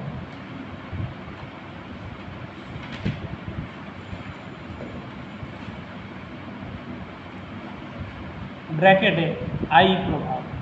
আচ্ছা, এর আর একটা নাম হচ্ছে আবেশ ক্রিয়া, ইন্ডাকটিভ এফেক্ট, যাকে আর একটা নামে বলা হয় আবেশ ক্রিয়া, ইন্ডাকটিভ। আচ্ছা, আমরা দুটো সমযোজী বন্ধন লিখলাম, একটা হচ্ছে এ এ আর একটা হচ্ছে এ বি। একটা সমযোজী বন্ধন এ এ আর একটা হচ্ছে এ বি। আচ্ছা, মিলে দিই। এই সমযোজী বন্ধন দুটো একই পরমাণু দ্বারা গঠিত, দুজনেই একই পরমাণু, কিন্তু এক্ষেত্রে দুটো পরমাণু পরস্পরের থেকে কি হয়ে গেছে, আলাদা। আচ্ছা, একটা সমযোজী বন্ধন মানে দুটো ইলেকট্রন থাকবে। কটা থাকবে? তাহলে এখানেও দুটো ইলেকট্রন আর এটাতেও কটা, দুটো ইলেকট্রন। এবারে আসো, সমযোজী বন্ধনীর সংজ্ঞা আমরা কি জেনে এসেছি না, যে বন্ধনে যুক্ত ইলেকট্রন জোড় পরমাণু দুটির মধ্যে সমানভাবে ব্যবহৃত হয়, তাই তো? তাহলে এই বন্ধনীতে যে দুটো ইলেকট্রন আছে, দুটো পরমাণুর মধ্যে একেবারে ভাগে সমান হয়ে গেছে। যদি দুটো পরমাণু একই হয় তাহলে দুজনের ক্ষমতা একই হবে। ক্ষমতা মানে তড়িৎ ঋণাত্মকতা, তাহলে দুটোরই তড়িৎ ঋণাত্মকতা কি একই। একই যদি হয় তারা ইলেকট্রন দুটোকে সমানভাবে ভাগ করে পাবে, কেউ বেশিও পাবে না তো কেউ কমও পাবে না। তা এই ক্ষেত্রে আমরা দেখব যে যুক্ত দুটো ইলেকট্রন দুটোর মধ্যে সমানভাবে ব্যবহৃত হয়েছে, কিন্তু যে ক্ষেত্রে সংযুক্ত দুটো পরমাণু পরস্পরের থেকে আলাদা, তাহলে এদের ক্ষমতা আর একই হবে না, ক্ষমতাটা আলাদা হবে। যার ক্ষমতা বেশি সে পরমাণু অপরের কাছ থেকে ইলেকট্রন জোড় নিজের দিকে কি করে নেবে, টেনে নেবে, আকর্ষণ করে নেবে। আমরা এটাকে বলি তড়িৎ ঋণাত্মকতা। ক্ষমতা ইজিক্যাল টু তড়িৎ ঋণাত্মকতা। তাহলে যার তড়িৎ ঋণাত্মকতা বেশি সেই পরমাণু অপর একটি পরমাণুর থেকে ইলেকট্রন জোড় নিজের দিকে অধিক পরিমাণ কি করে নেবে, আকর্ষণ করে নেবে। আমরা যদি বলি এর তড়িৎ ঋণাত্মকতা বি এর তুলনায় বেশি, তখন এই রকম একটা চিহ্ন ব্যবহার করা হয়, এটা তীর ব্যবহার করা হয়। এটার মানে হচ্ছে এ ভাগের ভাগে একটা ইলেকট্রন আছে, প্লাস বির ইলেকট্রনেরও খানিকটা সে নিজের দিকে কি করে নিচ্ছে, টেনে নিচ্ছে। তখন এর মাথায় আংশিক ঋণাত্মক আধান ডেল্টা মাইনাস, আর বি এর মাথায় আংশিক ধনাত্মক আধান ডেল্টা প্লাস। এ যতটা বেশি ইলেকট্রন টেনে নিচ্ছে এর ভাগে ততটা ইলেকট্রন কম পড়ে যাচ্ছে, ততটা ইলেকট্রন কম পড়ে যাচ্ছে। তাই এটা হচ্ছে ডেল্টা মাইনাস, অন্যটা হবে বলো ডেল্টা প্লাস। এই যে ঘটনাটা, এটাকে আমরা বলি ইলেকট্রনের শেয়ারিং। ইলেকট্রনের শেয়ারিং, এটা হচ্ছে ইকুয়াল শেয়ারিং, এটা হচ্ছে আনইকুয়াল শেয়ারিং।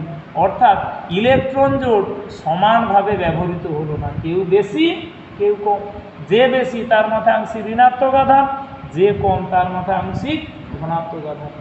এই বন্ধনীটাকে তখন বলা হয় ধ্রুবীয় বন্ধন। ধ্রুবীয় বন্ধন, পোলার বন্ড। যে বন্ধনেতে যুক্ত ইলেকট্রন জোড় পরমাণু দুটির মধ্যে সমানভাবে ব্যবহৃত হয় না, সেই বন্ধনীকে আমরা কি বলে ডাকবো, ধ্রুবীয় বন্ধন। আর যেটাতে একেবারে সমানে সমান, সমানভাবে ব্যবহৃত হচ্ছে, সেটা দেখেও চিনতে পারবে যে পরমাণু দুটো যদি একই হয়, দুটো পরমাণু যদি একই হয়, আমরা সেই বন্ধনীটাকে বলবো অধ্রুবীয় বন্ধন। এই বন্ধনীটাকে আমরা কি বলে ডাকবো, অধ্রুবীয় বন্ধন। আমাদের আলোচনা অধ্রুবীয়কে নয়, বলো ধ্রুবীয় বন্ধন। এই ঘটনাটাকে বলা হয় ইন্ডাকটিভ প্রভাব। ইন্ডাকটিভ প্রভাব হচ্ছে কোনো সমযোজী বন্ধনীতে আবদ্ধ দুটি ভিন্ন মৌলের পরমাণু থাকলে, একই পরমাণু হলে কি হবে, দুটো ভিন্ন মৌলের পরমাণু হলে অধিক তড়িৎ ঋণাত্মক মৌলের পরমাণুর দিকে ইলেকট্রন জোড়ের সরণকেই বলা হয় ইন্ডাকটিভ এফেক্ট। দুটো আলাদা পরমাণু বন্ডে লেগে থাকবে, একজন আরেকজনের কাছ থেকে ইলেকট্রন জোড় নিজের দিকে কি করে নিচ্ছে, সব টেনে নিচ্ছে। এই যে টেনে নেওয়ার ফলে তার মাথায় আংশিক ঋণাত্মক আধান, তখন বাকিটার মাথায় পজিটিভ আধান পড়ে গেছে। এই ঘটনাটাকেই আমরা কি বলে ডাকবো, ইন্ডাকটিভ এফেক্ট। আচ্ছা, এই যে বন্ডটা সমযোজী বন্ধন, এটাই আমরা এর আগে পড়ে এসেছি সিগমা বন্ধন। কি বলে ডাকে, তাহলে সিগমা বন্ধনের ইলেকট্রন জোড়ের যে সরণ ঘটছে তাকেই আমরা বলি ইন্ডাকটিভ এফেক্ট। এক লাইনে ডেফিনেশনটা আমরা বসিয়ে দিই। আই প্রভাব সমান সিগমা বন্ধনের ইলেকট্রন জোড়ের, সিগমা বন্ধনের ইলেকট্রন জোড়ের অধিক তড়িৎ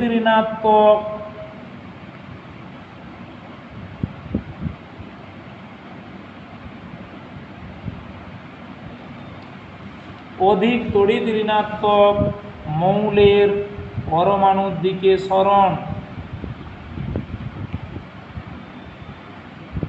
মৌলের পরমাণুর দিকে সরণ, এটাকেই আমরা বলি ইন্ডাকটিভ এফেক্ট। সিগমা বন্ধনের ইলেকট্রন জোড়ের অধিক তড়িৎ ঋণাত্মক মৌলের পরমাণুর দিকে সরণ। এই যে বন্ডে যুক্ত দুটো পরমাণু যদি পরস্পরের থেকে আলাদা হয় তাহলে তাদের তড়িৎ ঋণাত্মকতাও আলাদা হবে। যার তড়িৎ ঋণাত্মকতা বেশি তার দিকে ইলেকট্রন জোড়টা বেশি পরিমাণে কি করবে, সরে আসবে, তার ক্ষমতা বেশি, সেই জন্য তার মাথায় হবে ঋণাত্মক আধান। আর এ যতটা ঋণাত্মক পাশের জন হবে ততটা তড়িৎ ধনাত্মক, কারণ ওই ইলেকট্রনটা তাকে দিয়ে দিয়েছে, তার ক্ষমতা কম বলে। এই যে ইলেকট্রন জোড়ের আদান প্রদানটা অসমান হচ্ছে, এই ঘটনাটাকেই আমরা বলি ইন্ডাকটিভ এফেক্ট। দুজন দুদিকে লেগে থাকবে, যখন দড়ি টানাটানি হয় ক্ষমতার পার্থক্যের জন্য টান একদিকে সরে আসে, that is called inductive effect. এটাকেই বলা হয় ইন্ডাকটিভ এফেক্ট। দেখা যাক ইন্ডাকটিভ এফেক্ট কয় প্রকারের। প্রকারভেদ।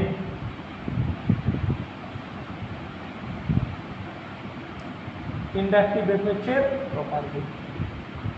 আচ্ছা, এর দুটো ভাগ আছে। ইন্ডাকটিভ এফেক্টের কটা ভাগ? দুটো। আচ্ছা, ভাগ দুটো এখান থেকেই বুঝতে পেরেছি। এই যে কেউ একজন ইলেকট্রন জোড় টেনে নিচ্ছে আর অপর আর একজন ইলেকট্রন জোড় তার দিকে ছেড়ে দিচ্ছে, তার ক্ষমতা কম। তাহলে একজন হবে গ্রহীতা আর একজন হবে দাতা। একজন ইলেকট্রন জোড়ের দাতা, তার ক্ষমতা কম, আর একজন ইলেকট্রন জোড়ের গ্রহীতা, তার ক্ষমতা বেশি। এইটার উপরে বেশ করে এর দুটো ভাগ আছে। আমরা দুদিকে দুটো আকার টেনে দুটো ভাগকে দু সাইডে লিখি। হ্যাঁ, একদিকে আমরা বলি প্লাস আই প্রভাব। আচ্ছা, এটাকে বলা হয় ধনাত্মক ইন্ডাকটিভ এফেক্ট বা সিম্পলি প্লাস আই প্রভাব, যার আর একটা নাম হচ্ছে ইলেকট্রন বিকর্ষী প্রভাব। ইলেকট্রন বিকর্ষী প্রভাব, প্লাস আই প্রভাব, যার আর একটা নাম হচ্ছে ইলেকট্রন বিকর্ষী প্রভাব। হ্যাঁ, আর উল্টো সাইডে আছে মাইনাস আই প্রভাব, যার আর একটা নাম ইলেকট্রন আকর্ষী প্রভাব।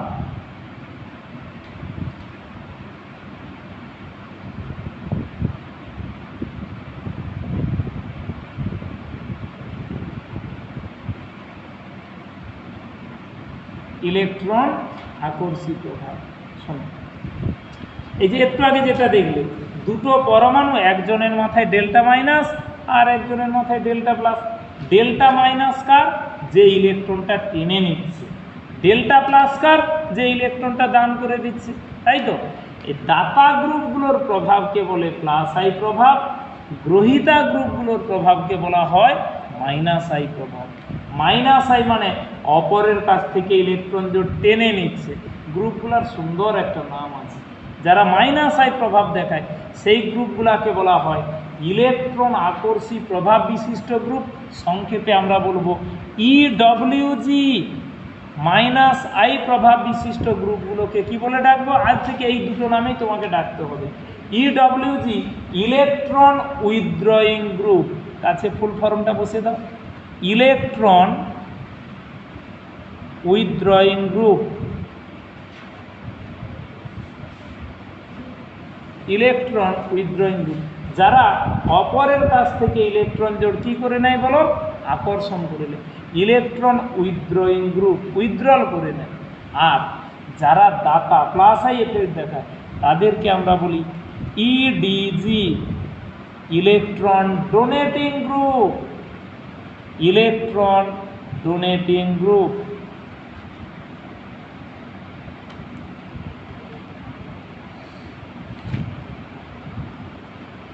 Electron donating. তাহলে এরা হচ্ছে ডোনার গ্রুপ আর এরা হচ্ছে অ্যাকসেপ্টার গ্রুপ। ডোনার আর বলো অ্যাকসেপ্টার। ওকে, দাতা আর গ্রহীতা, একজন অপরকে ইলেকট্রন দান করছে আর একজন অপরের কাছ থেকে ইলেকট্রন জোড় কী করে নিচ্ছে? আকর্ষণ করে নিচ্ছে। দাতা আর গ্রহীতা। এই দাতা আর গ্রহীতা এর উপরেই বেশ করে দুটো ভাগ এসেছে। এবারে আসবো বেশ কিছু উদাহরণ বসাবো। তাহলে যে সমস্ত গ্রুপ বা পরমাণু অপরের কাছ থেকে ইলেকট্রন জোড় নিজের দিকে আকর্ষণ করে তাদের প্রভাবকে বলা হয় মাইনাস আই প্রভাব, কে বলে ঋণাত্মক ইন্ডাকটিভ এফেক্ট। আর যে সমস্ত গ্রুপ বা পরমাণু অপরকে ইলেকট্রন জোড় দান করে দেয় তাদের প্রভাবটাকে বলা হয় প্লাস আই প্রভাব বা ধনাত্মক ইলেকট্রন হচ্ছে ইন্ডাকটিভ প্রভাব, পজিটিভ ইন্ডাকটিভ এফেক্ট, দাতা আর গ্রহীতা। এবারে এই যে ভাগ দুটোর উদাহরণ বসাবো, স্ট্যান্ডার্ড হিসাবে ধরা হয় হাইড্রোজেনকে। কাকে ধরা হয়?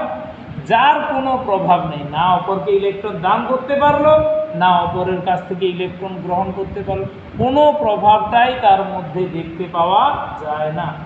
তাহলে হাইড্রোজেনের তুলনায় যে সমস্ত গ্রুপ বা পরমাণু অপরের কাছ থেকে ইলেকট্রন জোড় নিজের দিকে বেশি পরিমাণে আকর্ষণ করে তাদের প্রভাবকে বলা হয় মাইনাস আই প্রভাব। তাদের প্রভাবকে বলে মাইনাস আই প্রভাব। যারা ইলেকট্রন জোড় নিজের দিকে আকর্ষণ করে কার তুলনায়?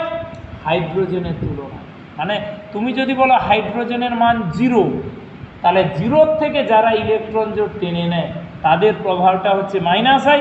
আর হাইড্রোজেনের তুলনায় যারা অপরের কাছ থেকে ইলেকট্রন জোড় টানতে পারে না, মানে বাংলা করে বলা হয় যারা অপরকে ইলেকট্রন কী করে দেয়, দান করে দেয়, তাদের প্রভাবকে বলে plus I.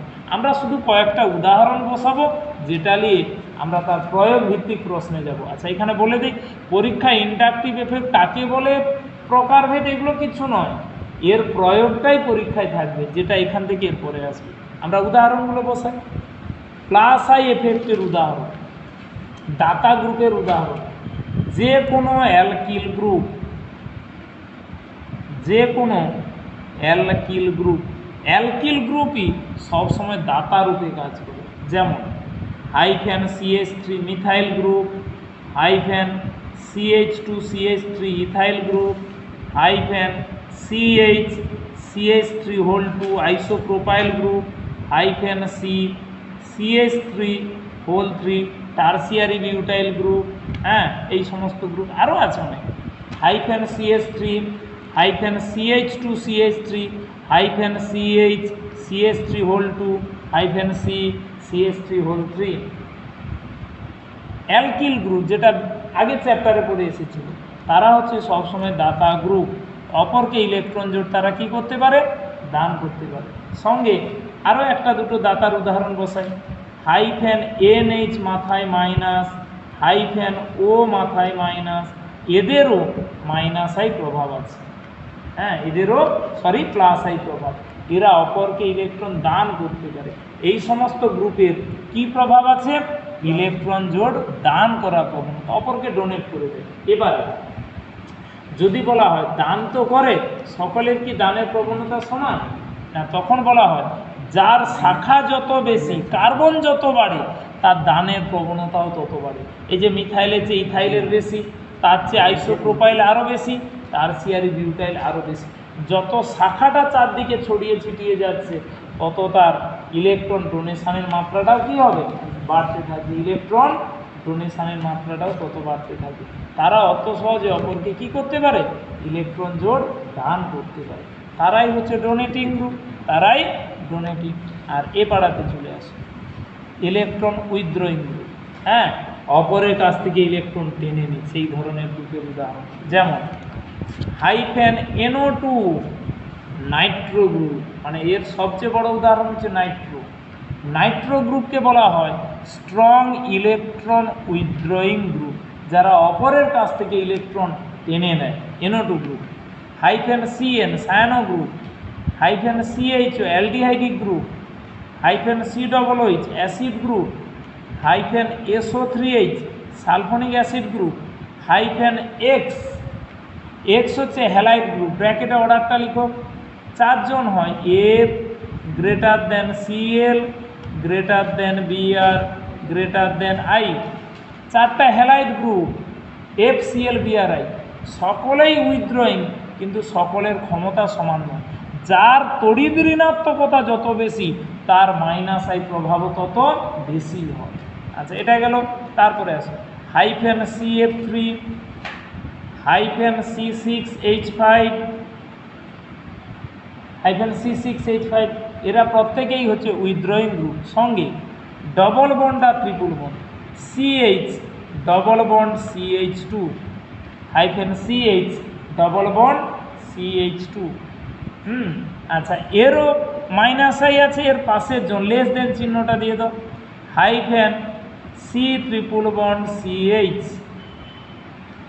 CH double bond CH2 R C triple bond CH, মানে এদের প্রত্যেকেরই মাইনাস আই প্রভাব আছে, কিন্তু ক্ষমতাটা আলাদা।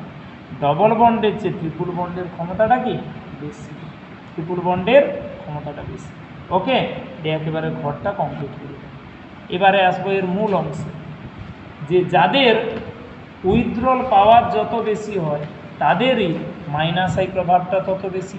তড়িৎ ঋণাত্মকতা যার যত বেশি, তার ইলেকট্রন জোড় টেনে নেওয়ার প্রবণতাও তত বেশি। এরা হচ্ছে গ্রহিতা গ্রুপ, এরা হচ্ছে দাতা গ্রুপ। জাস্ট এইটুকুই জানলে হবে, এরা অপরকে ইলেকট্রন দান করছে, এরা অপরের কাছ থেকে ইলেকট্রন জোড় কী করে নিচ্ছে, টেনে নিচ্ছে, আকর্ষণ করে নিচ্ছে। এই তো শিখলে। এটা নিয়ে আমরা এর অ্যাপ্লিকেশানে আসবো, প্রয়োগটাই পরীক্ষায় থাকবে। কাকে বলে উদাহরণটা প্রকারভেদ, এটা কোনো কাজে লাগবে না। এই ধারণাটা নিয়ে এর মূল অংশে আসবো। লিখি এবারে প্রয়োগ। ইন্ডাকটিভ এফেক্টের প্রয়োগ।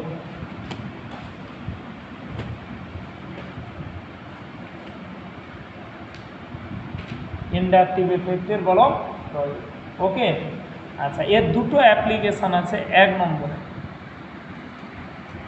মনো কার্বক্সিলিক অ্যাসিডের তীব্রতা নির্ণয়। মনো কার্বক্সিলিক অ্যাসিডের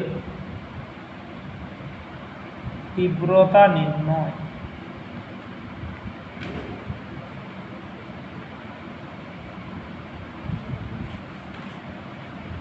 মনো কার্বক্সিলিক অ্যাসিডের বলো তীব্রতা নির্ণয়। আচ্ছা, থিওরিটা লিখবো, আগের বাংলা অর্থটা বলে দিই।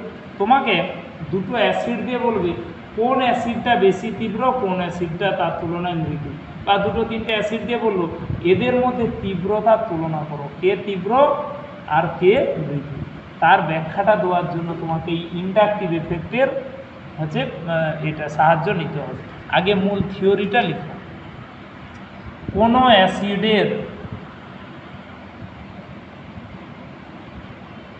কোনো অ্যাসিডের হাইফেন সি ডবল বন্ড ও OH গ্রুপের hyphen C double bond OH, acid group যেটাকে আমরা লিখি, সি ডবল বন্ড OH গ্রুপের হাইফেন OH বন্ধন যত সহজে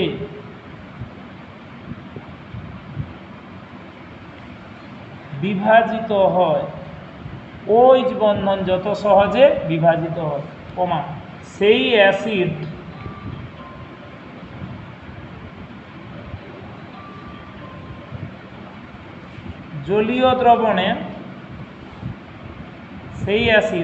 জলীয় দ্রবণে তত সহজে প্রোটন ব্র্যাকেটে H3O+, আগে থিওরিটা লিখে শেষ করো তারপরে আসো। প্রোটন ব্র্যাকেটে H3O+ ত্যাগ করতে পারে, সেই অ্যাসিড জলীয় দ্রবণে তত সহজে প্রোটন ব্র্যাকেটে H3O+ ত্যাগ করতে পারে। অ্যাসিড তীব্রতাও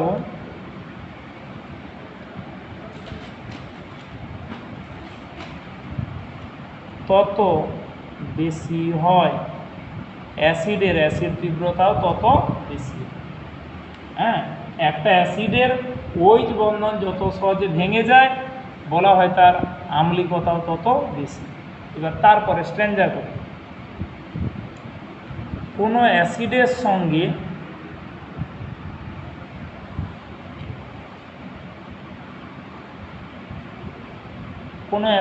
সঙ্গে EWG electron withdrawing group EWG যুক্ত থাকিলে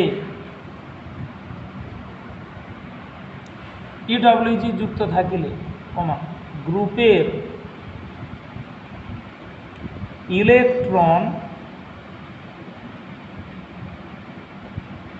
আকর্ষী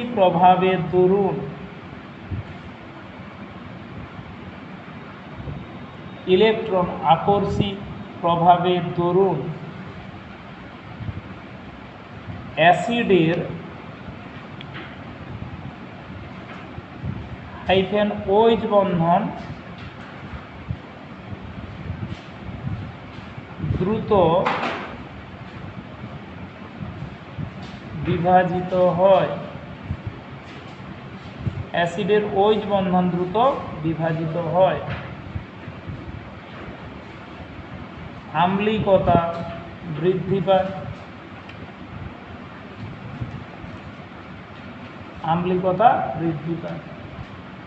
EWGর সংখ্যা যত বাড়ে,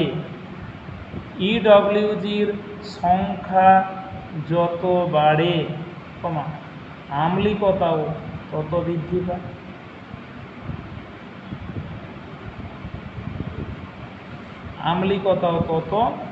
বৃদ্ধি পায়। ইডব্লিউজির সংখ্যা যত বাড়ে তার আম্লিকতাও তত বাড়তে থাকে। ওকে, আচ্ছা, তার বিপরীত ব্যাখ্যা আবার কোনো অ্যাসিডের সঙ্গে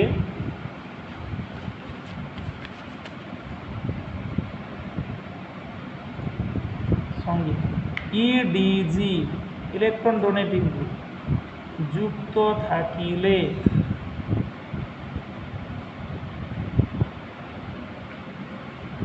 গ্রুপের ইলেকট্রন বিকর্ষী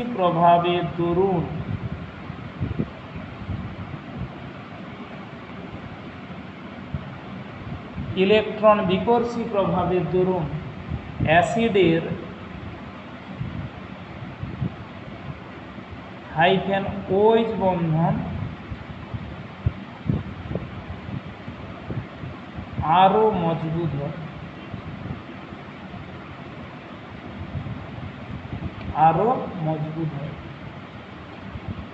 আম্লিকতা হ্রাস পায়,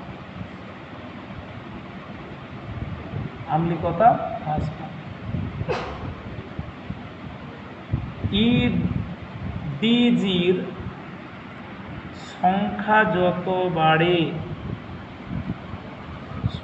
যত বাড়ে কমা আম্লিকতা তত হ্রাস পায়,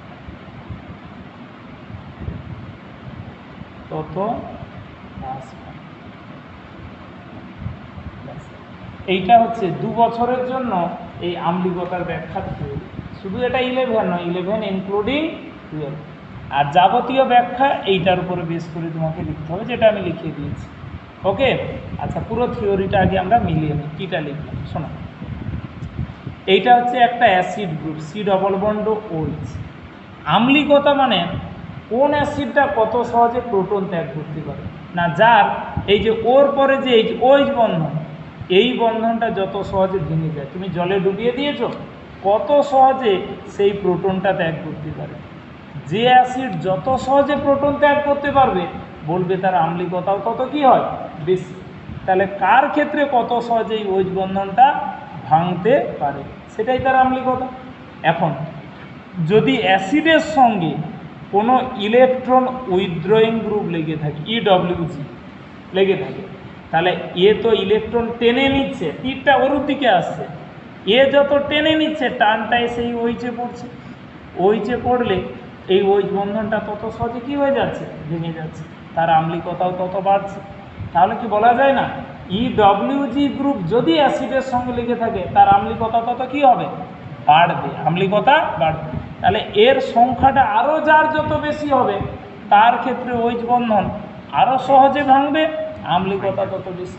কত সহজে OH বন্ধনটাকে ভাঙতে পারা যায় সেটাই তার আম্লিকতা। আর উল্টে অ্যাসিডের সঙ্গে ধরো একটা ডোনেটিং গ্রুপ আছে, ডোনেটিং মানে ইলেকট্রন আরও দিয়ে দিচ্ছে তাকে, আরে একে যত ইলেকট্রন দিয়ে দেবে এর OH বন্ধনীতে আরও ইলেকট্রন জমা হবে, জমা হলে কি সে ভাঙছে, আরও বরঞ্চ কি মজবুত হচ্ছে, তাহলে ভাঙার কোনো প্রশ্ন নেই, দ্যাট ইজ আম্লিকতা তত কী হবে, কমবে। তাহলে ইডিজির সংখ্যা যত বাড়বে দেখা যাবে আম্লিকতাও তত কমছে।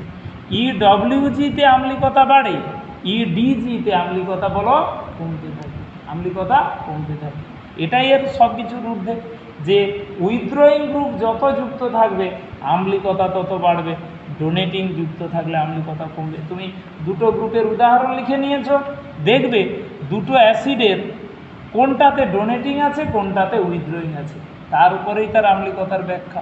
এবার ব্যাখ্যা লেখার নিয়মটা বলে দিই। স্টার্টিং ল্যাঙ্গুয়েজটা সকলের জন্য থাকবে এইটা, এরপরে যদি উইথড্রয়িং হয় এটা শুরুতে যেটা আছে কিটা বলো,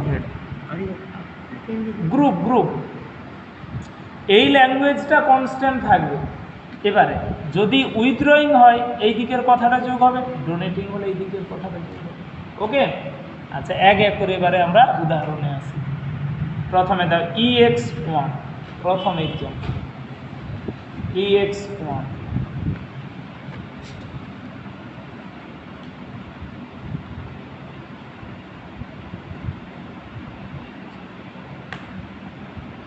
আচ্ছা, প্রথমে H C double bond OH, এটা একটা যৌগ।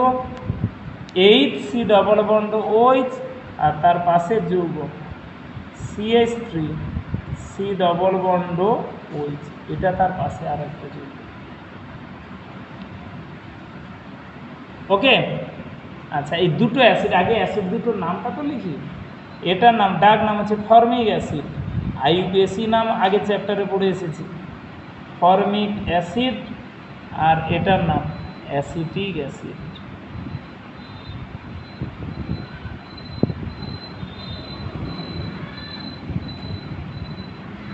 ফর্মিক অ্যাসিড, অ্যাসিটিক অ্যাসিড দিয়ে বলো এই দুটো অ্যাসিডের মধ্যে কার অ্যাসিড তীব্রতা বেশি, কার কম। ওকে, আচ্ছা পুরো থিওরিটা আগে প্রথমে মিলিয়ে নাও, তারপর তোমরাই উত্তর বলবে। দেখবে প্রথমে দুজনেরই সি ডবল বন্ড OH, দুজনেরই সি ডবল বন্ড OH আছে, এটা নিয়ে আর কোনো প্রশ্ন নেই।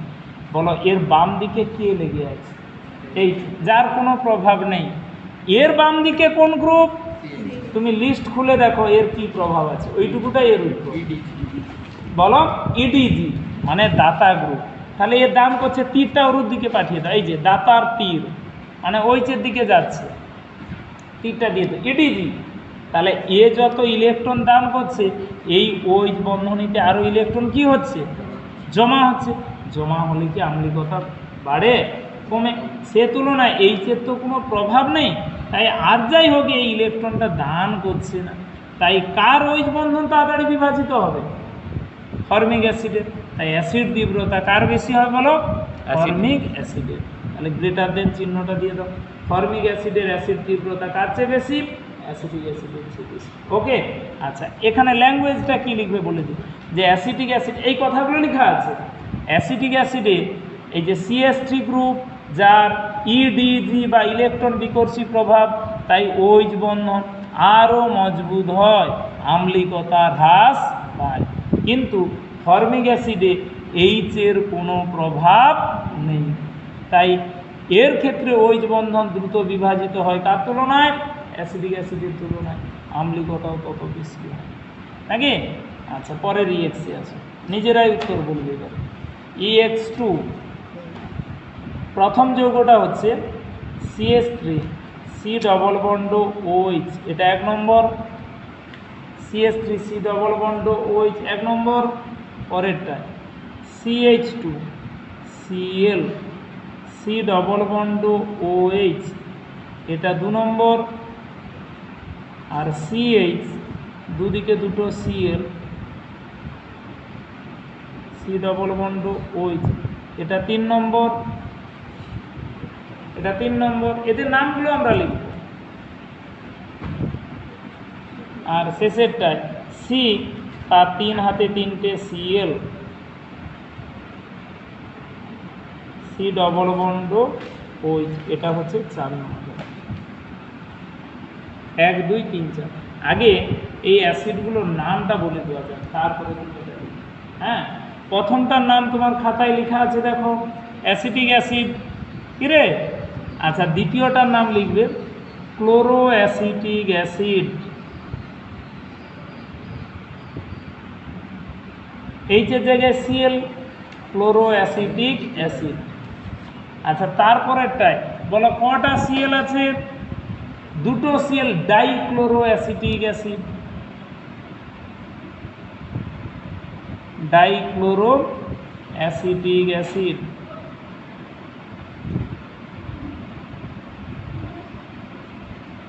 Dichloro acetic acid.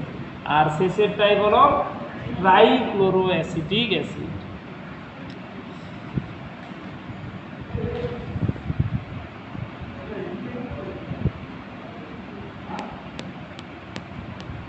Trichloro acetic acid.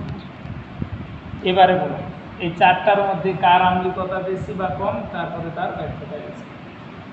কার আম্লিকতা বেশি বা কম মিলে না, ওই যে EWG আর EDG দিয়ে উত্তর আছে।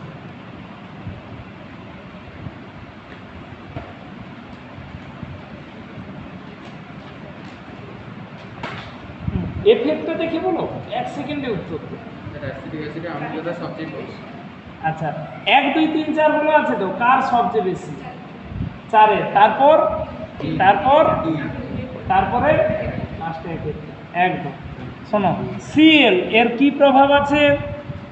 ওই শুধু ওই লিস্টে দেখো মাইনাস আই, তাহলে লাস্টেরটায় 3টে মাইনাস আই গ্রুপ। ইডব্লিউজি কটা আছে? 3টে। তার আগেরটায় 2টো, তার আগেরটায় একটা, আর প্রথমেরটায় আদৌ নেই। আচ্ছা চিহ্নগুলো এরকম দাও। 1 নম্বরেরটায় CS3 থেকে তীর দিয়ে দাও সামনের দিকে, মানে ও দাতা গ্রুপে কাজ করছে। কিন্তু পরেরটা একটা সিএল আছে, তীরটা উল্টো দিক করে, একটা তীর উল্টো দিক করে যাচ্ছে, টেনে নিচ্ছে, এটা টেনে নিচ্ছে। তারপরেটায় কটা সিএল? 2টো, তাহলে 2টো তীর সিএলের দিকে চলে আসবে, সিএলের দিকে 2টো তীর। আর তারপরেরটায় 2জন টানছে, আর তারপরেরটায় কটা আসবে? 3টে, 3টে তীর আসবে। ওকে, তাহলে যত উইথড্রয়িং গ্রুপের সংখ্যা বাড়ছে তার আম্লিকতাও তত কি বাড়ছে। তাহলে উত্তরটা বসে দাও, অতএব আম্লিকতা ক্রম, অতএব এক লাইনের পড়া, আম্লিকতা ক্রম 1 less than 2 less than 3 less than 4, 1 2 3 4 continuously আম্লিকতাটা কি হয়ে যাচ্ছে? কি মিলানো গেল? তাহলে এক লাইনের থিওরি, ইডব্লিউজির সংখ্যা যত বাড়ে তার আম্লিকতা তত বাড়তে থাকে, যেমনটি বলা আছে, তাই তো নাকি? আচ্ছা তারপরে EX3 CH2 F C double bond OH, প্রথম CH2 F C double bond OH, দ্বিতীয়টায় CH2 Cl C double bond OH 2 নম্বর, CH2 Br C double bond OH এটা 3 নম্বর, আর CH2 I C double bond OH এটা হচ্ছে 4 নম্বর।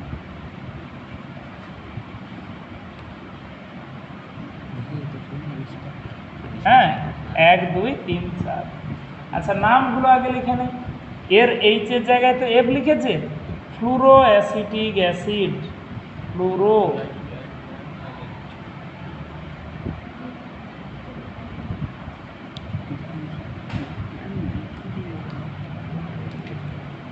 Fluoro acetic acid, কি রে? তাহলে তারপরেরটায় chloro acetic acid, CL লেগে আছে।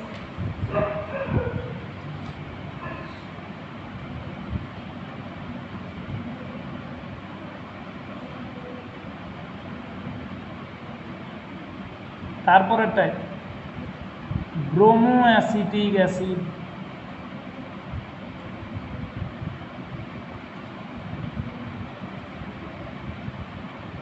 আর তারপরেরটাই বলো iodo acetic acid.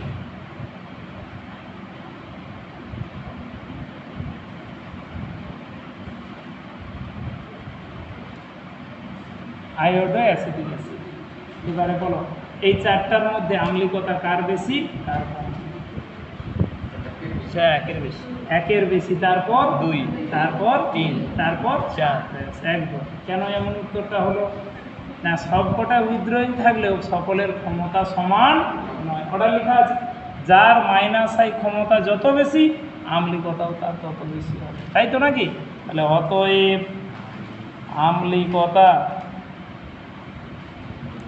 আম্লিকতা ক্রম 1 greater than 2 greater than 3 greater than 4। ওকে, আচ্ছা পরে আছে EX4 CH3 CHCl CH2 CH2 C double bond OH, এটা 1 নম্বর যৌগ, 1 নম্বর যৌগ। হ্যাঁ আচ্ছা দ্বিতীয়টা CH3 CH2 CHCl CH2 C double bond OH, এটা 2 নম্বর যৌগ। আর তারপরে CH3 CH2 CH2 CHCl C double bond OH, এটা হচ্ছে 3 নম্বর যুগ। 1 2 3, তাহলে এদের আম্লিকতাটা আমাদের ব্যাখ্যা করতে হবে।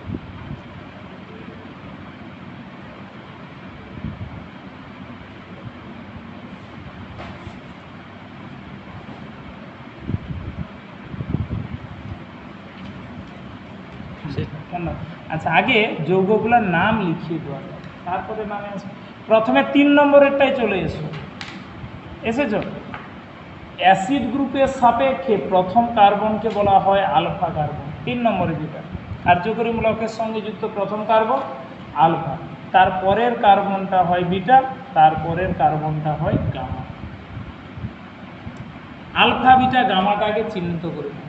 কার্যকরী মূলকের সঙ্গে যুক্ত প্রথম কার্বন আলফা, পরের কার্বন বিটা, তারপরের কার্বন বলো গামা।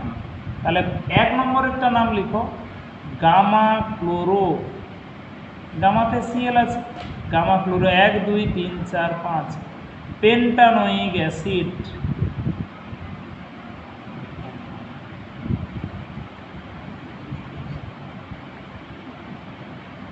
Pentanoic acid. তাহলে দ্বিতীয়টার নাম হবে বিটা ক্লোরো, বাকি সব একই আছে। বিটা ক্লোরো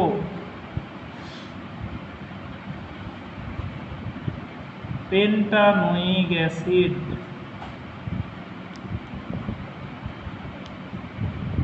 আর শেষেরটা হচ্ছে বলো alpha chloro pentanoic acid.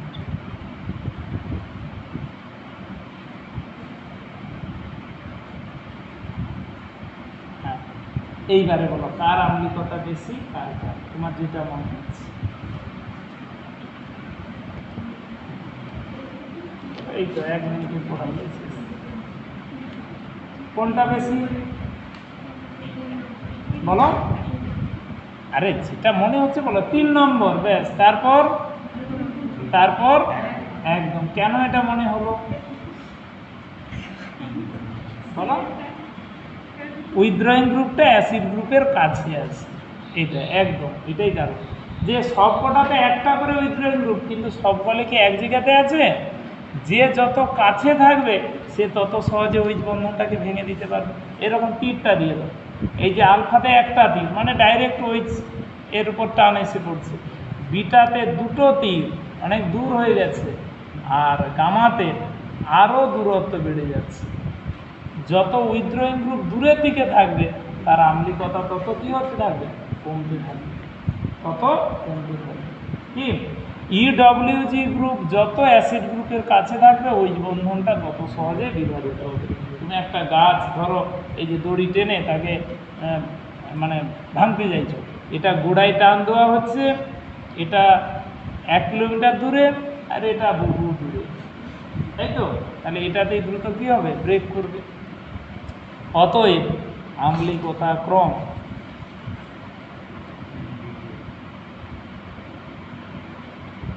1 <2 <2। Alpha পজিশানে সবচেয়ে বেশি হয়, গামা পজিশানে সবচেয়ে কম। আচ্ছা, বাকি EX5 CH3 C double bond OH, এটা 1 নম্বর। দ্বিতীয়টা CH3 whole 2 CH C double bond OH, এটা 2 নম্বর। আর CH3 whole 3 C double bond OH, এটা 3 নম্বর। আগে নামগুলো আমরা লিখবো, তারপরে আম্লিকতার ব্যাখ্যাটা দিয়ে আসবো। হ্যাঁ, প্রথমের নামটা আমাদের লেখা আছে অ্যাসিটিক অ্যাসিড, পরেরটা dimethyl acetic acid.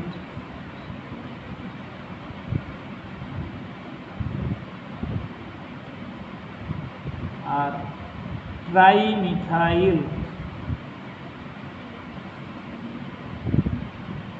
Acetic acid. সে 3 2 1 হ্যাঁ, পরেরটায় 2টো মিথাইল আছে, তারপরেরটায় বলো 3টে মিথাইল আছে।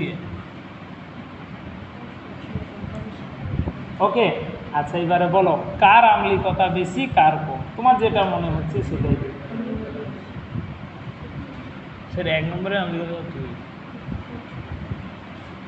কি এখনো কম্পাউন্ডটা লেখা শেষ হয়নি?